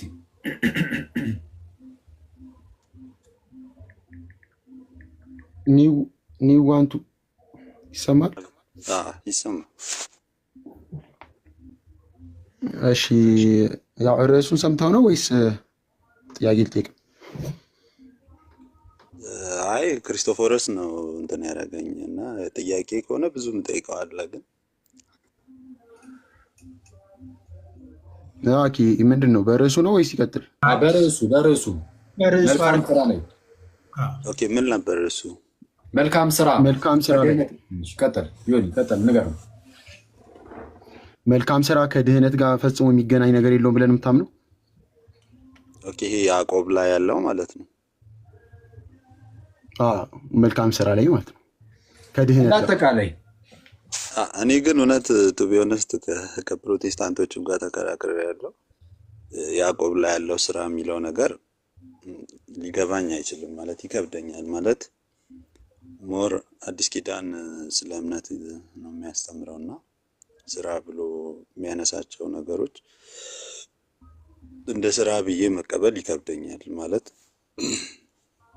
አሁን እዛ ጋር እምነትን ያቺ ሴት በእንትን ሸኘቻቸው ይላል። በእምነት ረዓብ የምትባለው ሴትና እንትን አብርሃም ወደ መሰዊያው ሲያቀርብ በስራ የጸደቀ አልነበረምን ይላል። እና የቱ ነው እምነቱ የቱ ነው ስራው የሚለው ነገር ኮንፊውዝ ያደርገኛል። እና ከአዲስ ኪዳን ወንጌል ጋር ስራን አያይዞ ቢመልስልኝ አኬ ደስ ይለኛል። ምንድነው ስራ ምንድነው ነው ጥያቄ? ቀጥል ዮኒ እሺ በል። እሺ ክርስቲያናዊ ህይወት ማለት ነው። እሺ ሂድ ዮኒ ቃለ ቀጥል። እሺ ያው መልካም ስራ ማለት ለምሳሌ በክርስትናው ሰዎች አምነው ተጠምቀው ከዛ በኋላ ድህነትን ደግሞ መፈጸም ግዴታ ያስፈልጋል። ያ ድህነታቸውን የሚፈጽሙት ደግሞ ከጌታ ጋር አንድ በመሆን መልካም ስራን በመስራት ነው። ልክ የዮሐንስ ወንጌል ምዕራፍ 15 ቁጥር 1 ላይ እንዳለው ማለት ነው። ፍሬ ማፍራት አለባቸው። ከክርስቶስ ጋር ስንኖር ፍሬ ማፍራት አለብን። ግንዱ አለ፣ ግንዱ ላይ ተጣብቀን እኛ ደግሞ ፍሬ እያፈራ መኖር አለብን። ያ መልካም ክርስቲያናዊ መልካም ህይወት ማለት ነው። ያ መልካም ህይወት ሲኖረን ያ ፍሬ እያፈራ እንሄዳለን። ያ ክርስቲያናዊ ህይወት ይባላል። ያ ነው ስራ የምንለው። ባጭሩ ክርስቲያናዊ ህይወት ማለት ነው። ከኃጢአት ርቆ በጽድቅ መመላለስ ፈናው እንዲነገረኝ እኮ አይደለም ዲቴይል እንዲነገረኝ ነው የምፈልገው። በእንዲህ ኦቨርኦል ሳይሆን ምንድነው ስራ? ምንድነው ስራ? ክርስቶስን መምሰል፣ ከኃጢአት ርቆ ጌታችን ኢየሱስን እየመሰሉ መኖር፣ በህይወት ክርስቶስን መምሰል። ለምሳሌ ምንድን ናቸው እነዚህ መልካም ነገሮች? ከሆኑ መልካም የሚባሉ ነገሮች ሁሉ ለምሳሌ ጌታችን ኢየሱስ ያበላ ያጠጣ ምናምን ካለ በፍቅር ተነሳስተ ማብላት ማጠጣት፣ እስረኛን መጠየቅ፣ ምንም ይሄን ሁሉ ነገር ያማከለ የተራራውን ስብከት ተመልከተው ምዕራፍ 5 ምዕራፍ 6 ምዕራፍ 7 ጌታችን እንዲያርጉ ይላል አይደል? እነሱ ሁሉ ያካተተ ምንድነው? መልካም ፍሬን የማያፈራ ቢኖር ይቆረጣል ብሎ አልነበረ? ዮሐንስ ወንጌል ምዕራፍ 15 ላይ መልካም ፍሬ ምንድነው የሚለውን ነገር ለመመልከት ከሞከርን መጥምቁ ዮሐንስ ፍሬን አፉ እያለ ይናገርና ምንድነው እስቲ ምን እናፍራ ተብሎ ሲጠየቅ 2 ልብስ ያለው አንዱ ሚስት እያለ ሲናገር አይተናል። ስለዚህ እንደነዚህ ነገሮችን ሁሉ ይመለከታል። ግን እንደነዚህ ነገሮች የሚደረጉት በፍቅር ነው። በፍቅር ከፍቅር በመነጨ መልኩ እንደነዚህ ነገሮች ይደረጋሉ እና ሌሎችም ነገሮች እና ቀጥታ ክርስቶስ ኢየሱስን መስሎ መኖር። ኦኬ አይ እኔ ይሄን አልቀበልም። የማልቀበልበት ሪዝን እሺ መልካም ፍሬና ስራ ይለያያል ብዬ ነው ማስበው። ይሄ የመንፈስ ፍሬ የተባሉ እና ይሄ ስራ የተባለው ነገር አንድ አይደለም ብዬ ነው ማስበው። ምንድነው ፍሬ የሚባለው? የመንፈስ ፍሬ ይሄ ትዕግስት፣ ቸርነት፣ በጎነት፣ ርህራሄ ምናምን የተባሉ ነገሮች ዮሐንስ ወንጌል ላይ ፍሬ የተባለው ምንድነው? ዮሐንስ ወንጌል ምዕራፍ 15 ላይ ችግር የለም። እሱም በነገራችን ላይ ቆይ ገላትያ ላይ ያለውን ነው ገላትያ ላይ ያለውም ጥሩ ነው። እሱንም መጨመር ትችላለህ። ነጥዬ እሷ ብቻ ናት፣ ሌላ ነገር ግን እንዳይጨመር ማለት ግን አትችልም ነው። ለምሳሌ ዮሐንስ ወንጌል ምዕራፍ 15 ላይ ፍሬ ተብሎ የተገለጸው ምንድን ነው? ፍሬ መልካም ፍሬ የተባለው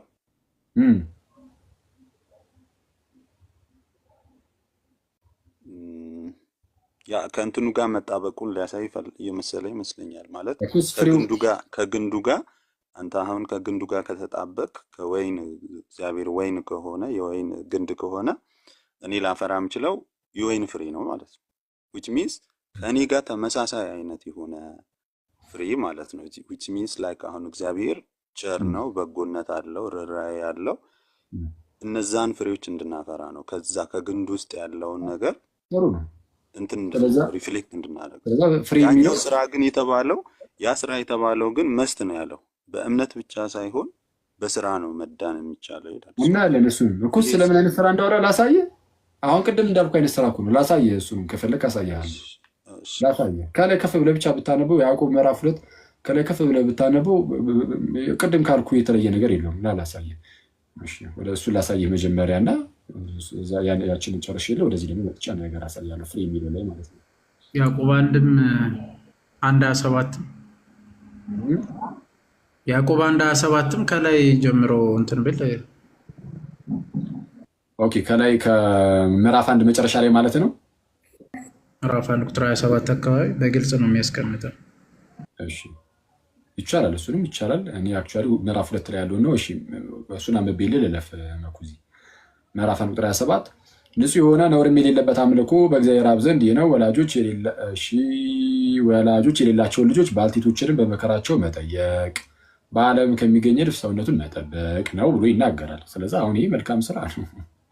እሺ ግን ቀጠል አድርገን ይሆን ነው ሁለተኛው ምዕራፍ ላይ እሺ ወንድሞቼ ሆይ እምነት አለኝ የሚል ስራ ግን የሌለው ሰው ቢኖር ምን ይጠቅመዋል? እምነቱስ ሊያድነው ይችላልን? ወንድም ወይም እህት ራቁታቸውን ቢሆኑ የዕለት ምግብንም ቢያጡ ከእናንተ አንዱም በደህና ሂዱ እሳት ሙቁ ጥገቡም ቢላቸው ለሰውነት ግን የሚያስፈልጉትን ባትሰጧቸው ምን ይጠቅማቸዋል?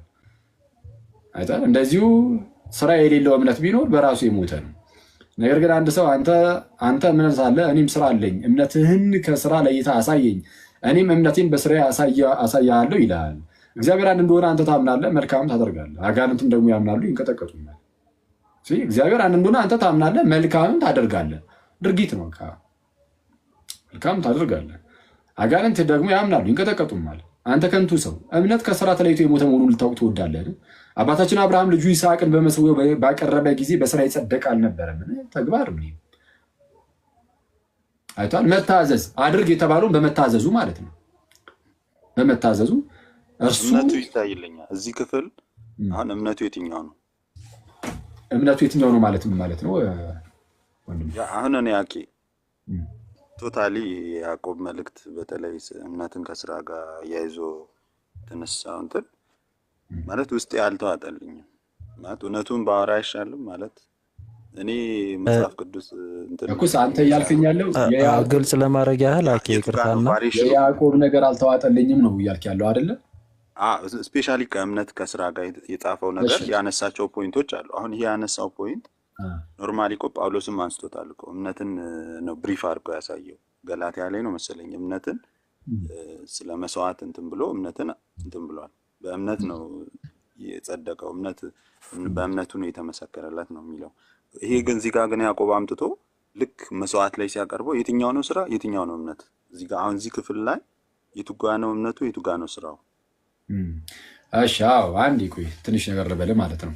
አሁን አንተ አሁን እንዳጠቃላይ ያዕቆብ መልእክት ራሱ ነው የተወሰነ እንትን ያለ እና የሚቃረን ነገር የለውም። አሁን ጳውሎስ እምነት እምነት እምነት ሲል አይተዋል አይደል? ትክክል ነው። ሮሜንም ስታነብ ገላትያንም በጣም እምነት ላይ ፎከስ አድርጎ አስተምሯል እና ይህ ትክክልም ነው። ግን ምንድነው ሰው በእምነት ነው የሚጀምረው። ምንም ነገር ግልጽ ነው። ያለ እምነት ደስ ማሰኘት አይቻልም ይላል ዕብራውያን ምዕራፍ 11 ላይ እንደሚናገረው እና አንድ ሰው አምኖ ከተጠመቀ በኋላ ወደ እግዚአብሔር መንግስት ይመጣል፣ ወደ ኤርሰን ይጨመራል፣ የእግዚአብሔር ልጅ ይሆናል። የእግዚአብሔር ልጅ ከሆነ በዛ በእምነት ውስጥ ሆኖ ደግሞ በፍቅር ለእግዚአብሔር መታዘዝ ደግሞ ይጀምራል። አይተዋል። አሁን ማነው ጳውሎስ ማንም እንዳይመካ ከስራ አይደለም ብሎ ሲናገር አስቀድሞ ስለነበረው ስራ ነው። ከእምነት በፊት ስለነበረው ሳታም በፊት የነበረው ስራ እሱ ከሱ አይደለም። እንዲሁ እግዚአብሔር አይቶን ወዶን ነው እንዲሁ በጸጋ ይዳን ነው። እሺ ያለ ስራ አስቀድመን ሰው አንድ ጊዜ ከዳንን በኋላ ግን ወይም ድህነትን ከጀመርነው በኋላ ግን የድህነት መንገድ ውስጥ ከገባን በኋላ ሰው በእምነት ሆኖ እግዚአብሔርን ይታዘዛል። በፍቅር ሆኖ መልካምን እየሰራ እያደረገ ይኖራል። ያዕቆብ እያወራ ያለው አሁን ስለዚህኛው ነው፣ ከእምነት በኋላ ስለሚመጣው እንጂ ከእምነት በፊት ስላለው አይደለም። ጳውሎስ እዛ ጋር ያወገዘው ከእምነት በፊት ስላ ያለውን ስራ ነው። ወይም ደግሞ አንዳንድ ጊዜ ደግሞ የህግ ስራዎችን ይሄ መገረዙ ምናምን እሱም ደግሞ እያነሳ ያወግዛል። ቅዱስ ያዕቆብ ግን ያነሳው እዚህ ጋር የትኛውን ነው? ከእምነት በኋላ የሚመጣውን ስራ ነው። ከእምነት በኋላ ያለው ስራ እሱ አንዴ ወደ ብርሃን ከሞት ወደ ህይወት ከመጣ በኋላ ወይም ደግሞ ከድንግዝግዝ ጨለማ ወደሚደንቀው ብርሃን ከመጣ በኋላ በዛ በብርሃኑ መመላለስ ማለት ነው። እሺ በጨለማ ውስጥ የነበረው ያ ሰውዬ ወደ ብርሃን ይመጣል። ወደ ብርሃን ሲመጣ ያለምንም መልካም ስራ፣ በመልካም ስራ ወደ ብርሃን ይመጣ የለም ከኛ ውስጥ። ከጨለማ ወደ ብርሃን የመጣ ነው እንዲሁ በጸጋው ነው። ወደ ብርሃን የመጣ ነው ግን በብርሃኑ እንድንመላለስ ነው። ወደ አዲስ ህይወት የመጣ ነው በአዲስ ህይወቱ እንድንመላለስ እንጂ ወደ አዲስ ህይወት መጠን ደግሞ በአሮጌ ህይወት ተመላለሱ የሚባል ነገር አይቻልም። አሁን ቅዱስ ጳውሎስ እየተናገረ ያለው ወደ ብርሃን ሳንመጣ በፊት በጨለማ ውስጥ ሆነን፣ በጨለማ ውስጥ ያለ ሰው በብርሃን ሊመላለስ አይችልም። ስለዛ ነው ምንም እናንተ አቅም የላችሁም ነው፣ በጨለማ ውስጥ ናችሁ ኦልሬዲ። ስለዚህ በብርሃኑ ለመመላለስ አስቀድሞ ወደ ብርሃን መምጣት አለብን። ስለዛ ያለ ስራ ወደ ብርሃን መጣን። ወደ ብርሃን ከመጣን በኋላ ደግሞ በብርሃኑ እየተመላለስን ድህነታችንን እንፈጽማለን። እንደታዘዝን ሆነን ልክ ፊልጵስዩስ ምዕራፍ 2 ቁጥር 12 ላይ እንደታዘዛችሁ ሆናችሁ የራሳችሁን መዳን ፈጽሙ እንዲል ልክ ይህንን ያዝና ቅዱስ ያዕቆብ እያወራ ያለው ስለ የትኛው ነው አልኩ?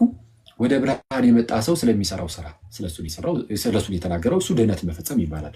ይህን ለማወቅ ደግሞ ምን ይላል መሰለህ? ቀጥላል በዛው ጋር ለምን አንተ ከንቱ ሰው እምነት ከስራ ተለይቶ የሞተ መሆኑን ልታውቅ ትወዳለህን? አባታችን አብርሃም ልጁ ይስሐቅን በመሠዊያ ባቀረበ ጊዜ በስራ ይጸደቅ አልነበረምን? አብርሃም በእምነት ሆኖ ከወጣ በኋላ ነው ሲታዘዝ ያ ስራው ጽድቅ ሆኖ ተቆጠረለት የተባለው እንጂ ከእምነት በፊት የሆነው አይደለም። ስለዛስ ምን ይላል? እምነት ከስራው ጋር አብሮ ያደርግ እንደነበር በስራም እምነት እንደተፈጸመ ትመለከታለህን አለ። በስራ ምን ተፈጸመ? እምነት በስራ የሚፈጸም ከሆነ አስቀድሞ ያለው እምነት ነው። ከዛ በኋላ ያ እምነት በስራ ደግሞ ይፈጸማል። በስራ እምነት አይደለም፣ ማን ነው? በእምነት ስራ አይደለም የተፈጸመው። በስራ ጀምረ በእምነት ፈጸምክ ሳይሆን በእምነት ነው የምትጀምረው። ጻድቅ በእምነት ይኖራል እንደሚለው በእምነት ነው የምትቀጥለው። እርግጥ ነው ግን ያ እምነት ግን ፍሬ የሚያፈራ መሆን አለበት። ገላትያ ምዕራፍ 5 ላይ ምን ብሎ እንደተናገረው ቁጥር 4 ላይ በፍቅር ሆኖ የሚሰራ እምነት እንጂ መገረዝ ወይም አለመገረዝ አይጠቅምም ይላል። በፍቅር ሆኖ የሚሰራ እምነት። ስለዛ የሚሰራ እምነት ነው ያለው። ስለዛ ከእምነት በኋላ ስላለው ስራ እየተናገረ ነው ቅዱስ ያዕቆብ። እሺ እንቀጥል። ቆይ ይቅርታ እንዴ እሺ እምነት ከስራው ጋር አብሮ ያደርግ እንደነበረ በስራም እምነት እንደተፈጸመ ትመለከታለን። መጽሐፍም አለ አብርሃምም እግዚአብሔርን አመነ ጽድቅም ሆኖ ተቆጠረለት ያለው ተፈጸመ፣ የእግዚአብሔርም ወዳጅ ተባለ። ልክ የእግዚአብሔር ወዳጅ የተባለው ፕላስ ደግሞ አብርሃምም አመነ ጽድቅም ሆኖ ተቆጠረለት የሚለው ቃል የተፈጸመው መቼ ነው? ሲሰራ። ባትሰራ ግን አሁን እኮ እምነታችን ጽድቅ ሆኖ ተቆጥሮልናል፣ ግን አይፈጸምም። ስራ የሌለው ሰው አይፈጸምለትም ነው። አዎ ጳውሎስ እንዳለው በቃ በእምነታችን ያመነው እምነት ጽድቅ ሆኖ ተቆጥሮልናል። ይህንን ነገር አሁን ያዕቆብ አይቃወምም። አዎ ጽድቅ ሆኖ ተቆጥሮላል፣ ግን መፈጸም አለበት። እሱ ደግሞ ጳውሎስም ብሏል፣ እያንዳንዳችሁ መዳናችሁን ፈጽሙ ብሏል። ስለዛ የሚፈጸም ነው። እንደታዛችሁ ናችሁ አለ። ስለዚ እሱ በህይወት ነው የሚፈጸመው። ያዕቆብ የሚያወራው ስለ እንደዚህ አይነት ህይወት ነው። ስለዛ ምን አለ? መጽሐፍም አብርሃምም እግዚአብሔርን አመነ ጽድቅም ሆኖ ተቆጠረለት ያለው ተፈጸመ፣ የእግዚአብሔርም ወዳጅ ተባለ። ሰው በእምነት ብቻ ሳይሆን በስራ እንዲጸድቅ ታያላችሁ። ሰው በእምነት ብቻ ሳይሆን በስራ እንዲጸድቅ ታያላችሁ። ሚኒንግ ሰው በእምነት ስላመነ ብቻ ነው አይደለም፣ መስራት አለበት። አምናችሁ ፈዛችሁ አትቀመጡ እኮ ነው እያለ ያለው ባጭሩ። ካመናችሁ በኋላ ፈዛችሁ አትቀመጡ። ይህንን ባይዜ ጳውሎስ ራሱ የሚለዋል እኮ።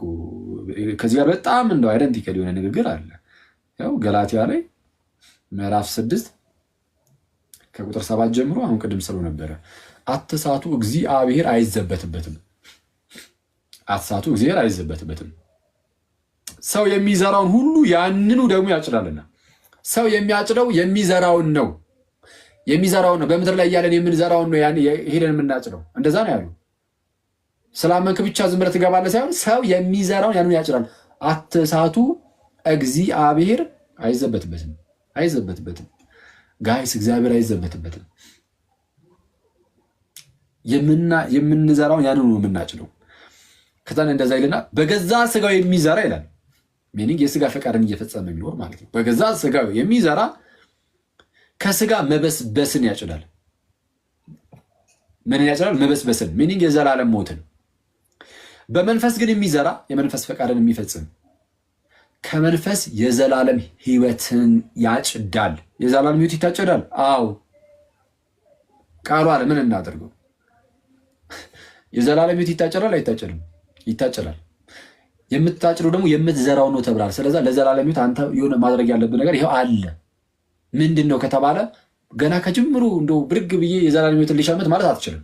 እሱ አቅሙ የለንም። አቅሙ ስለሌለን ጌታ ለዚህ ክብር አብቅቶናል።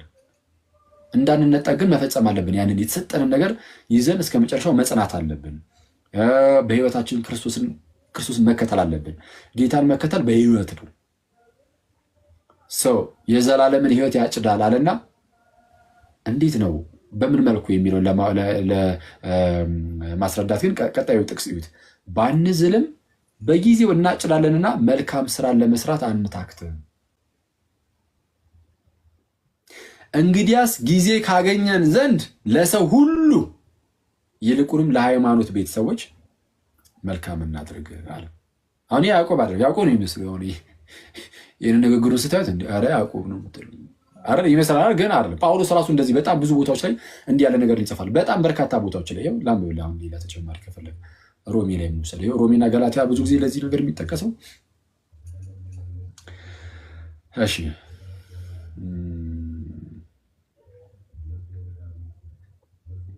ቁጥር 10 ላይ እንዲህ ይላል። ከቁጥር 9 ጀምሮ ክፉን በሚያደርግ ሰው ነፍስ ሁሉ መከራና ጭንቀት ይሆንባታል፣ አስቀድሞ በአይሁዳዊ ደግሞም በግሪክ ሰው። ነገር ግን በጎ ስራ ለሚያደርጉ ሁሉ ምስጋናና ክብር ሰላምም ይሆንላቸዋል፣ አስቀድሞ ለአይሁዳዊ ደግሞም ለግሪክ ሰው። እግዚአብሔር ለሰው ፊት አያዳላምና ይላል። ምንን ለሚያደርጉ? በጎ ስራ ለሚያደርጉ። ምስጋናም ክብርም የሚሰጠው ለነዚህ ነው። ኦኬ። ካልሆነ ግን ክፉን በሚያደርገው ሰው ነፍስ ሁሉ መከራና ጭንቀት ነው የሚሆነው። መከራና ጭንቀት። ቁጥር 7 ላይ በተለይ እንዲህ ይላል። ቁጥር 6 ጀምሮ እርሱ ለእያንዳንዱ እንደ ስራው ያስረክበዋል ይልና ቁጥር 6 ላይ እርሱ ለእያንዳንዱ እንደ ስራው ያስረክበዋል ካለ በኋላ በበጎ ስራ በመጽናት ምስጋናንና ክብርን የማይጠፋንም ሕይወት ለሚፈልጉ የዘላለምን ሕይወት ይሰጣቸዋል። ለነማ? በበጎ ስራ በመጽናት ምስጋናና ክብርን የማይጠፋን ሕይወት ለሚፈልጉ ለእነርሱ የዘላለምን ሕይወት ይሰጣቸዋል። አሁን ያዕቆብ አይደለም ጳውሎስ ነው። ጳውሎስን ስላልተረዳ ነው ከያዕቆብ ጋር የሚጋጭብን ይመስለናል፣ ግን አይጋጭም። ያዕቆብ ጳውሎስ ሁሌም ሲናገር ጥንቁቅ ነው። ስለ ስራ ሲናገር ብታየው ሁሌም ከእምነት በኋላ ነው የሚያደርገው። ስለ እምነት ይናገራል፣ ስራን ያመጣል። ያዕቆብ ጋር ብትሄድ ስለ እምነት ተናግሯል፣ ስለ ስራ ያመጣል። ስለ ስራ ሲናገር እምነትን እያስቀደመ ነው። እዛው ጋር በስራ እምነት ተፈጸመ ይላል። ስለዛ ስራ መፈጸሚያ ከሆነ አስቀድሞም እምነት አለ። አብርሃምም አመነ ጽድቅ መሆኑ ተቆጠረለት የሚለው ቃል ያኔ ተፈጸመ አለ። ከዛ በኋላ ስለሆነ ማለት ነው ስራ የሚመጣው እና እንደዛ ነው። እንዲህ ብናየው ጥሩ ይመስለኛል። አሁን በእምነት ብቻ ሳይሆን በስራ እንዲጸድቅ ታያላችሁ ይላል። እኔ እንዲህ ውስጥ ስናየው እምነት በቂ አይደለም ማለት ነው ማሰብ እንችላለን። አሁን ለምሳሌ ሄኖክ እግዚአብሔርን ስላስደሰተው ነው አይደል? አልተገኘም ይላል። እምነት ማለት በራሱ እምነት ማለት እኛ ባመንነው በክርስቶስ ትምህርት ውስጥ ሆነን የክርስቶስ ትምህርት ሆኖ ኖርማሊ እምነትን እኮ መልካም ፍሬ ማፍራት አንችልም በእምነት ውስጥ እስከሆንን ድረስ ማለት ነው። መልካም ፍሬ እናፈራለን፣ የእግዚአብሔርም ሕይወት ይታይብናል። ስራ ግን ከተባለ ያን ነገር ካላደረግኩ ትንሽ እደረጋለሁ ማለት ነው። ያንን ነገር ባለመስራቴ እና በመስራቴ ኢቫሉዌት እደረጋለሁ ማለት ነው። እንደዛ ሲሆን ደግሞ የእግዚአብሔር ጸጋ ይቀርና እኔ ምንድነው ያበረከትኩት፣ እኔ የኔ አስተዋጽኦ ምንድን ነበር ወደሚለው ይሄዳል። ስለዚህ የኔ አስተዋጽኦ የለም ነው እንደረዳ። የኔ አስተዋጽኦ የለም በመዳን ህይወት ውስጥ እኔ የእግዚአብሔር ጸጋ ፕላስ እና እኔ የሚባል ነገር የለም። አይደለም ወንጌል የሚናገረው ወንጌል የተነሳ የምታደርጋቸው ነገሮች የሉ። ለምሳሌ ማመን የማን ነው? ያንተ አይደለም? አታምንም? እግዚአብሔርን የሚያምንልህ እሱንም ማለት እንጂ አንተ አታምንም። በነፃ ፈቃድን ተጠቅመህ ለመዳን ስትል ታምናለህ ወይስ እምነቱንም እግዚአብሔር ነው የሚያምንልህ? እኔው አቤት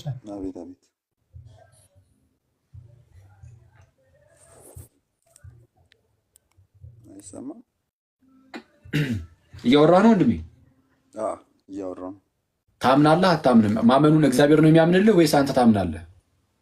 እግዚአብሔር ስቦኝ ነው ብዬ ነው ማለት እኩስ። አሁን እግዚአብሔር ያምንልሃል ወይስ አንተ ታምናለህ? እግዚአብሔር እኔን እንዳምን አድርጎኝ ነው። አንተ ታምናለህ ወይስ እግዚአብሔር ነው የሚያምንልህ?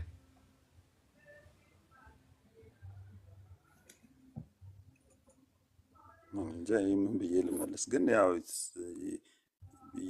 ኤክስፕሌን ማድረግ በሚከብድ ሁኔታ ሆኖ ነው። የእግዚአብሔር እቅድ መጽሐፍ ምን አለ እኮ ነው። መጽሐፍስ ምን ይላል? እመን ትድናለህ። ለምሳሌ የወህኒ ቤቱን ሰውዬ በጌታ በኢየሱስ ክርስቶስ እመን አንተና ቤተሰቦች ትድናላችሁ ተባለ። ስለዚህ አምኗል ሰውዬው። አላምንም ቢል አይድንም። እሺ አምናለሁ በማለቱ ግን ድናል። ጌታችን ኢየሱስ ምንድን ነው ያለው? በዮሐንስ ወንጌል ምዕራፍ 3 ቁጥር 16 ላይ በእርሱ የሚያምን ሁሉ የዘላለም ሕይወት እንዲኖረው እንጂ እንዳይጠፋ እግዚአብሔር አንድያ ልጁን እስኪሰጥ ድረስ ዓለምን እንዲሁ ወዶታል። በእርሱ የሚያምኑ እንዲድኑ፣ የማያምን አይድንም። ለመዳን ማመን አለበት ሰውየው። ከሰውየው የሚጠበቅ የለም፣ ማመን አይጠበቅም።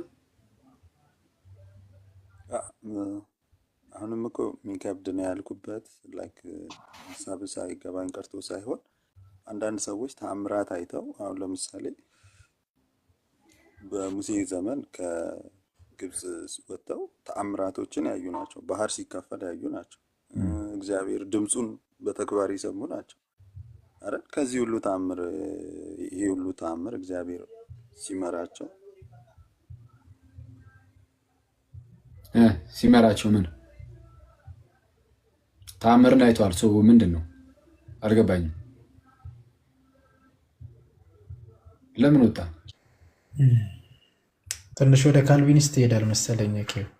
አይወጣ ጥሩ ነበረ። አይ እንትን ገና እሺ። ወይስ ብቻ ግን ከኛ የሚያስፈልግ ነገር አለ። አሁን ከእግዚአብሔር ሳይድ አንኮንዲሽን አለ። እግዚአብሔር ለኛ ያለው ፍቅር ምንም በምንም ነገር ላይ የተመሰረተ አይደለም። እንዲሁ ነው የወደደን፣ እንዲሁ ነው የሚለው መጽሐፍም። በቃ እንዲሁ ዓለምን ወዶታል የተባለው ከኛ ሳይድን ኮንዲሽናል የሆነ ነገር አለ።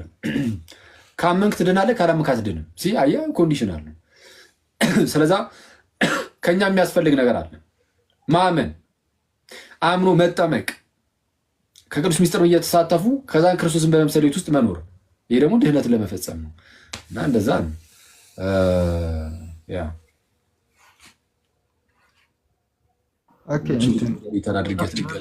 ከሉተር ነው ወይ አልኩኝ እኮ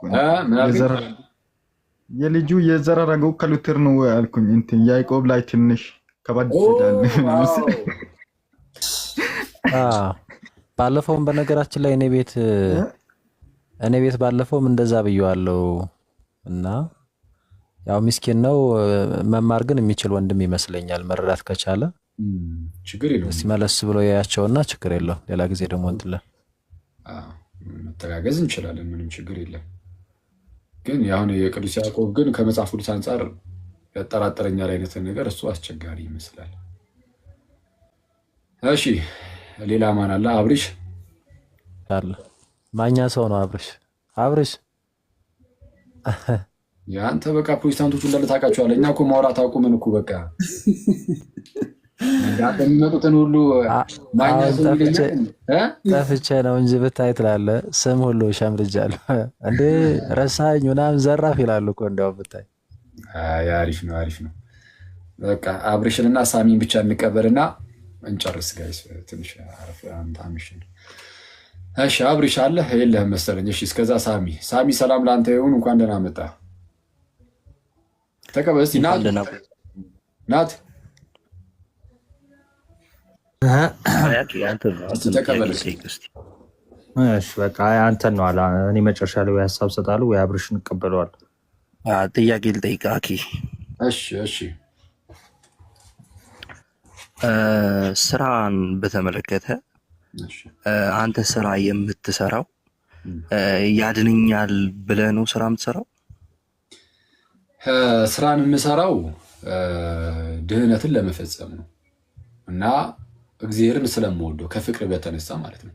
ከፍቅር በመነጨ መልኩ ስራን ትሰራለህ። ያ የምትሰራው ስራ ግን ድህነትን ለመፈጸም ነው። እሺ አሁን ቃል በቃል እንድትመልስልኝ የምፈልገው ያድነኛል ብለህ ነው ስራ የምትሰራው? አዎ ያድነኛል ስትል እኔም ልክ አሁን ለምሳሌ ምን እያልክ ነው? ያድነኛል ስትል ከሞት ወደ ህይወት ያመጣኛል፣ ከጨለማ ወደ ብርሃን ያመጣኛል ነው። ኦኬ ይኸውልህ ኤፌሶን ምዕራፍ 1 ቁጥር 5 ላይ ሲናገር እንዲህ ይላል፣ በበጎ ፈቃዱ እንደወደደ በክርስቶስ ስራ ልጆች እንሆንለት ዘንድ አስቀድሞ ወስኗል ይላል። ትክክል። እኔ አሁን ቅድም እኮ እያልኩኝ ነበር አልነበርክም መሰለኝ እንጂ አልነበርኩም። አሁን ልክ ይህንን ድህነት በስራችን አገኘ ነው ብለን አናምንም። ወደ እግዚአብሔር ልጅነት የመጣ ነው፣ ከሞት ወደ ህይወት የመጣ ነው፣ ከጨለማ ወደ ብርሃን የመጣ ነው፣ በስራችን አይደለም። ቆርኔሌዎስን ተመልክተው። ቆርኔሌዎስ ሐዋርያት ሥራ ምዕራፍ 10 ላይ ምጽዋት የሚሰጥ እግዚአብሔርን የሚያመልክ አይነት ሰው ነበረ፣ ግን ገና አላመንም። ከእምነት በፊት የነበረ ስራ ስለሆነ ሲድን የዳ ነው። አሁን ቆርኔሌዎስ መኩራራት አይችልም፣ ቦስት ማድረግ አይችልም። እኔ እኮ ምጽዋት ሰጥ ስለነበረ እኔ ዳንኩት ማለት አይችልም። ይልቁንም ምንድነው የምትድንበትን ነገር ይነግርሃል ተብሎ ራሱ የተላከው ጴጥሮስ ድረስ ሲልክ የምትድንበትን ነገር ይነግራል። የምትድንበትን ነገር። ስለዚህ ያ ነገሩ አይደለም ያዳነው ቆርኔሌዎስን። ጴጥሮስ መጥቶ ወንጌልን ሰበከው፣ አመነ። ስለዚህ አሁን በዛ ውስጥ ነው ድህነት ያለው እንጂ እሱ አስቀድሞ ስለሚሰጠው ምጽዋት አልነበረም። መዳን በእምነት እንጂ በስራ አይደለም። አንዴ የመጀመሪያው ድህነት ላይ ወይም ደግሞ የኢኒሻል ሳልቬሽን የምንለው ላይ በተለምዶ ማለት ነው። እዛ ላይ በስራ አይደለም፣ ማንም እንዳይመካ ከስራ አይደለም ይላል። ሰው ከሞት ወደ ህይወት ሲመጣ፣ ከጨለማ ወደ ብርሃን ሲመጣ በስራ አይደለም። ጸጋው በእምነት አድኗችኋል ስለሚል እንዲሁ በጸጋው ነው የዳን ነው እንጂ በእኛ ከነበረው ስራ አይደለም። እሱንም በተደጋጋሚ እኮ ተናገር። አሁን ስራ የሚያስፈልገው ታዲያ መቼ ነው ከተባለ እንዲሁ ድነን የለ እኛም እኮ እሺ ቀጥል፣ ይቅርታ ችግር የለም። ያ የዳነው ሰውዬ ደግሞ ድህነቱን መፈጸም አለበት ይላል። ማን? ይህን ሁሉ ነገር የተናገረው ራሱ ጳውሎስ። የት? ፊልጵስዩስ ለምሳሌ ምዕራፍ 2 ቁጥር 12 ላይ አሁን በእናንተ ዘንድ በመኖሬ ብቻ አይደለም ይልቁንም ደግሞ ከእናንተ ስርቅ እንደታዘዛችሁ ሆናችሁ በፍርሃትና በመንቀጥቀጥ ነው የሚለው ራሱ። በፍርሃትና በመንቀጥቀጥ የራሳችሁን መዳን ፈጽሙ። ጴጥሮስም ደግሞ ያዝ ያደርግና በመልእክቱ ምን ይላል? መጠራታችሁንና መመረጣችሁን ታጸኑ ዘንድ ከፊት ይልቅ ትጉ። ማጽናት የሚባል ነገር አለ። የተጠራን የተመረጠን ሰዎች ያንን ለማጽናት መትጋት፣ ከፊት ይልቅ መትጋት። አለበለዚያ ግን ሊወሰድብን ይችላል። መዳናችሁን ፈጽሙ ተብሏል። ስለዚህ መፈጸም ያለበት ድህነት ከሆነ እንግዲያውስ በበጎ ስራ ሁሉ እየኖርን በብርሃኑ በመመላለስ መልካም ስራን እየሰራን ፍሬን እያፈራን ድህነታችን መፈጸም አለብን። ካልሆነ ግን አንዴ ይሄ እኮ በእኛም ዘንድ ያለ ነገር ነው። ግን አኬ አሁን በጣም ይቅርታ አኬ፣ ድነት የሚገኘው በልጁ በኢየሱስ ክርስቶስ በማመን ነው። ይህም ደግሞ የእግዚአብሔር በጎ ፍቃድ ነው። በልጁ በኢየሱስ ክርስቶስ እንድን ዘንድ የእግዚአብሔር በጎ ፍቃድ ነው። እንዲህ ይላል ሮሜ 8:29 ላይ እግዚአብሔር ልጁን ይመስሉ ዘንድ በብዙ ወንድሞች መካከል በኩር ይሆን ዘንድ አስቀድሞ ወስኗል። እኛ አሁን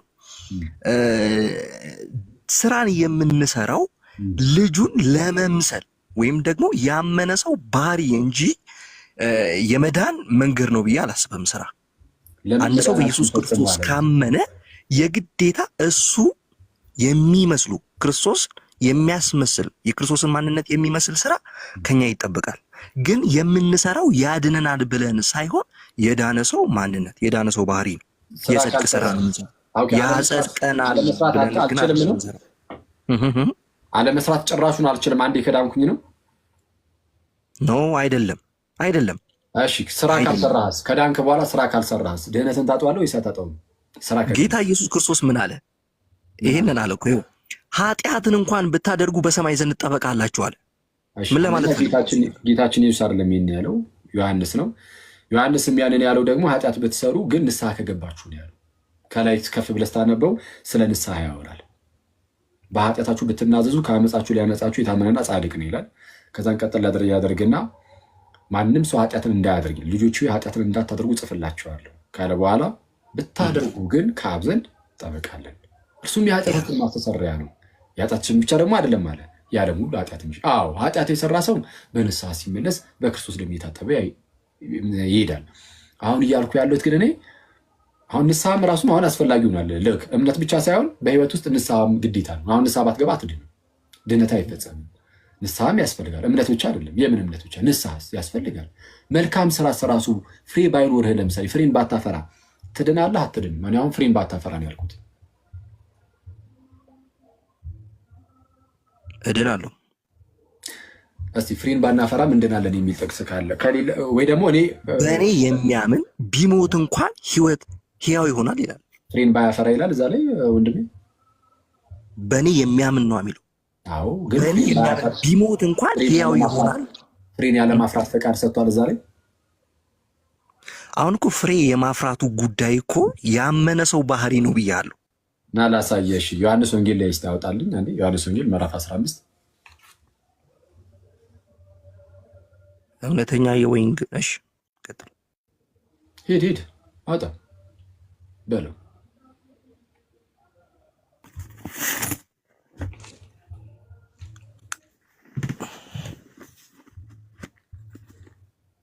ሊያውጣው ወይ ዮኒ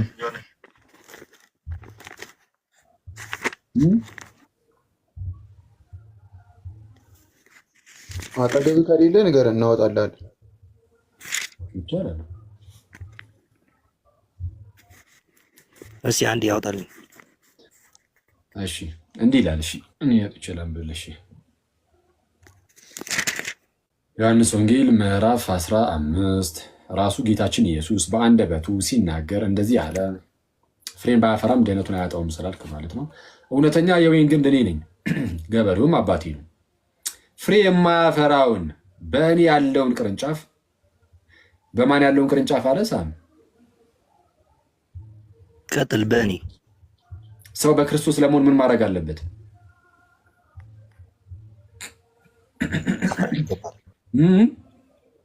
ፍሬ ልታፈራ ይገባል። ኖ አይ በክርስቶስ ሆኖ ፍሬ ማፍራት አለበት ሳይሆን ገና ከጅምሩ እንጂ በጌታ ለመሆን ሰው ምን ማድረግ አለበት? ማመን አለበት አይደል?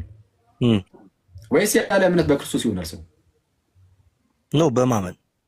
አዎ በእምነት የጌታ ይሆናል። ስለዛ ጌታ ኢየሱስ ምን አለ? ፍሬ የማያፈራውን በእኔ ያለውን አለ ቅርንጫፍ። ስለዛ በክርስቶስ ካለ ያ ቅርንጫፍ አምኗል። ያም ስላመነ ሰው ነው እያወራ ያለው። በእኔ ያለውን ቅርንጫፍ ሁሉ ያስወግደዋል። የሚያስወግደው ቅርንጫፉን ከግንዱ ላይ ነው። ስለዛ ከክርስቶስ ከተነጠልክ ሞት ነው ያለው። አይ ከክርስቶስ ብንነጠልም ህይወት አለኝ እያልከን ከሆነ ወይ ትነግረናለህ። ግን ጌታ ኢየሱስ በአንደበቱ የነገረን ፍሬ የማያፈራውን በእኔ ያለውን ቅርንጫፍ ለምሳሌ አሁን ፍሬን ቢያፈራ ከግንዱ የተነሳ ነው ይታወቃል። ግን ከግንዱ የተነሳ ማፍራት እየቻለ ግን አላፈራም ቢል ባያፈራ ይሄ የቅርንጫፉ ስንፍና ነው። በግንዱ ላይ አናሳብብም። ፍሬን ባለማፍራቱ ምክንያት ግን አባቴ ያስወግደዋል ተብሎ ተነገረ። ስለዛ ፍሬ ላያፈራ ይችላል። ይኸው ጌታ ኢየሱስ ነው ያለው።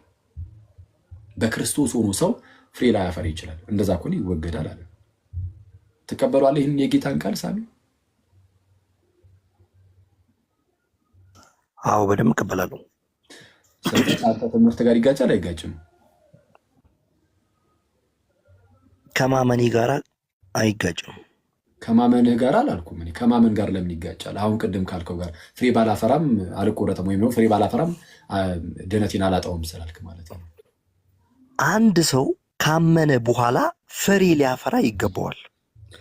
እኔ ግን አይደለም ሳሚ ጥያቄ ሳይሆን ፍሬ ሊያፈራ ይገባዋል። ነገር ግን ፍሬ የሚያፈራው ያድን ለመዳን ብሎ አይደለም።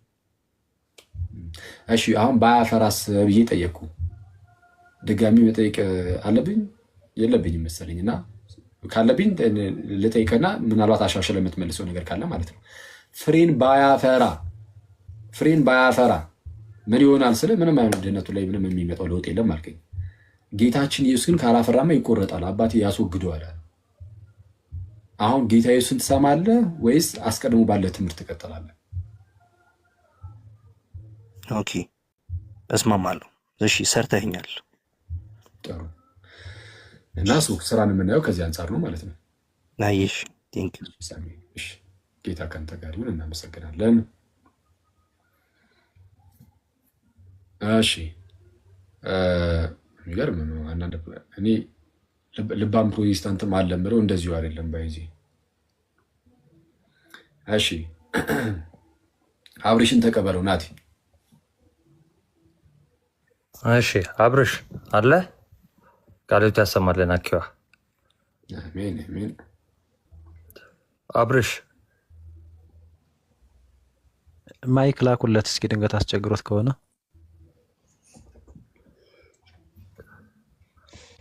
አብርሽ ተኝቷል መሰለኝ። ሚዩቱን አንሰው። ሚዩት እያወራ ከሆነ ሚዩቱን ያ አይ በእንትን ነው ወይ ቀድም ልኮ እንጨርስ በቃ እንጨርሳ። መዝሙር ሰምተን እንጨርስ ወይስ እንደዚሁ እንዝጋ? ወይ እንትን ከመጨረሳችን በፊት አኪዋ አንድ ደቂቃ እሺ እሺ እሺ ቀጥል። ትፈቅድልኛለህ ትላለህ? እሺ ምንድነው ከስር ኮመንት ላይ በተደጋጋሚ ስላየው ነው ማለት ነው። ባይ ዘ ዌይ በተደጋጋሚ ሰው በስራ እንደማይጸድቅ ሐዋርያው ቅዱስ ጳውሎስም እንደገና የሐዋርያት ትምህርት ነው፣ ይሄ ግልጽ ነው። እና እንደዛ ሲባል ግን ምን ማለት ነው? ሰው ካመነ በኋላ ስራ መስራት የለበትም እየተባለ ሳይሆን ምን መለየት አለብን? የህግ ስራና የወንጌል የእምነት ስራ የምንለው ነገር በጣም መለየት አለብን ማለት ነው። ወይ ደግሞ ሰው ካመነ በኋላ ክርስቲያን ከሆነ በኋላ መስራት ያለበት ነገር አለ፣ መልካም ፍሬ ማፍራት አለበት። ሁለተኛ ጴጥሮስ ምዕራፍ 1 ስናነብ ራሱ በሙላት ወደ መንግስቱ እንድንገባ የሚሆንልን በሙላት መግባትን ይሰጣቸዋል የተባለው በበጎነት ፍቅር፣ በወንድማማች መዋደድን እግዚአብሔርን በመምሰል ስንኖር ይሆናል ማለት ነው። ካልሆነ ግን ልክ ምንድነው እንዴት ነው እየተረዱ ነው ያሉት ብዬ የማስበው አኪዋ ልክ ገላትያን 5:4 ላይ በህግ ልትጸድቁ የምትፈልጉ ከክርስቶስ ተለይታችሁ ከጸጋ ወድቃችኋል። ይሄ ባይዞ የኛ ትምህርት ነው። እንደውም ራሱ ሐዋርያው ቅዱስ ጳውሎስ በገላትያ 2:21 ላይ እንደውም የእግዚአብሔርን ጸጋ አልጥልም፣ ጽድቅስ በህግ በኩል ከሆነ እንኪያስ ክርስቶስ በከንቱ ሞተ ነው ያለው። ሰው የህግ ስራ ተብሎ የተነገሩትን እንኳን የህግ ስራ አይደለም ሰው ወደ ክርስትና ወይም ደግሞ ወደ ግንዱ ወደ ቤተክርስቲያን ለመጨመር ሲፈልግ መልካም ስራ ሁሉ አይደለም የመጀመሪያ የሚጠየቀው። ባይዘዌ ሮሜ 11:6 ላይ ስራ ካለው ጸጋ መሆኑ ይቀራል ነው ያለው። በቃ ምንም ስራ አይጠየቅም ሰው ክርስቲያን ለመሆን። የመጀመሪያው የሚጠየቀው ምንድነው? ማመን፣ ከዛ ምስጢራትን መፈጸም ነው። ኦኬ። ከዛ በኋላ ግን ክርስቲያን ከሆነ በኋላ ግን በመልካም ስራ መመላለስ አለበት፣ መልካም ፍሬ ማፍራት አለበት። እነዛ ደግሞ ድህነቱን እንዲፈጽሙ ያደርጋል። ልክ ሮሜ 2 ላይ ቅድም እንደጠቀሰው እነዚህ ነገሮች ግን የማያደርግ ከሆነ ይጣላል፣ ተቆርጦ ይጣላል ነው። ያንን በጣም መለየት አለብንና ጸጋው ብለን ስንናገር ከሰው ከዳነ በኋላ የኢኒሻል ሳልቬሽኑን የመጀመሪያውን መዳን ካገኘ በኋላ እንደው ስራ አያስፈልግም ወደሚለው ኮንቴክስት ወይ ደግሞ ኢሬዚስቲብል ግሬስ ወደሚለው ደግሞ ኮንቴክስት የሚወስድ ሳይሆን ከኛ ከሆነ ነገር ሳይሆን እንዲያው በጸጋው በሱ ስጦታ፣ ጸጋ ማለት ስጦታ ስለሆነ በስጦታው እንደዳንን ይሄ ዋና የቤተክርስቲያናችን ትምህርት ነው። በደንብ ልብ ማለት ያስፈልገዋል። ቴንኪዩ። እሺ ቴንኪዩ ናቱሻ፣ እግዚአብሔር ያክብርልን፣ ቃሉት ያሰማልን።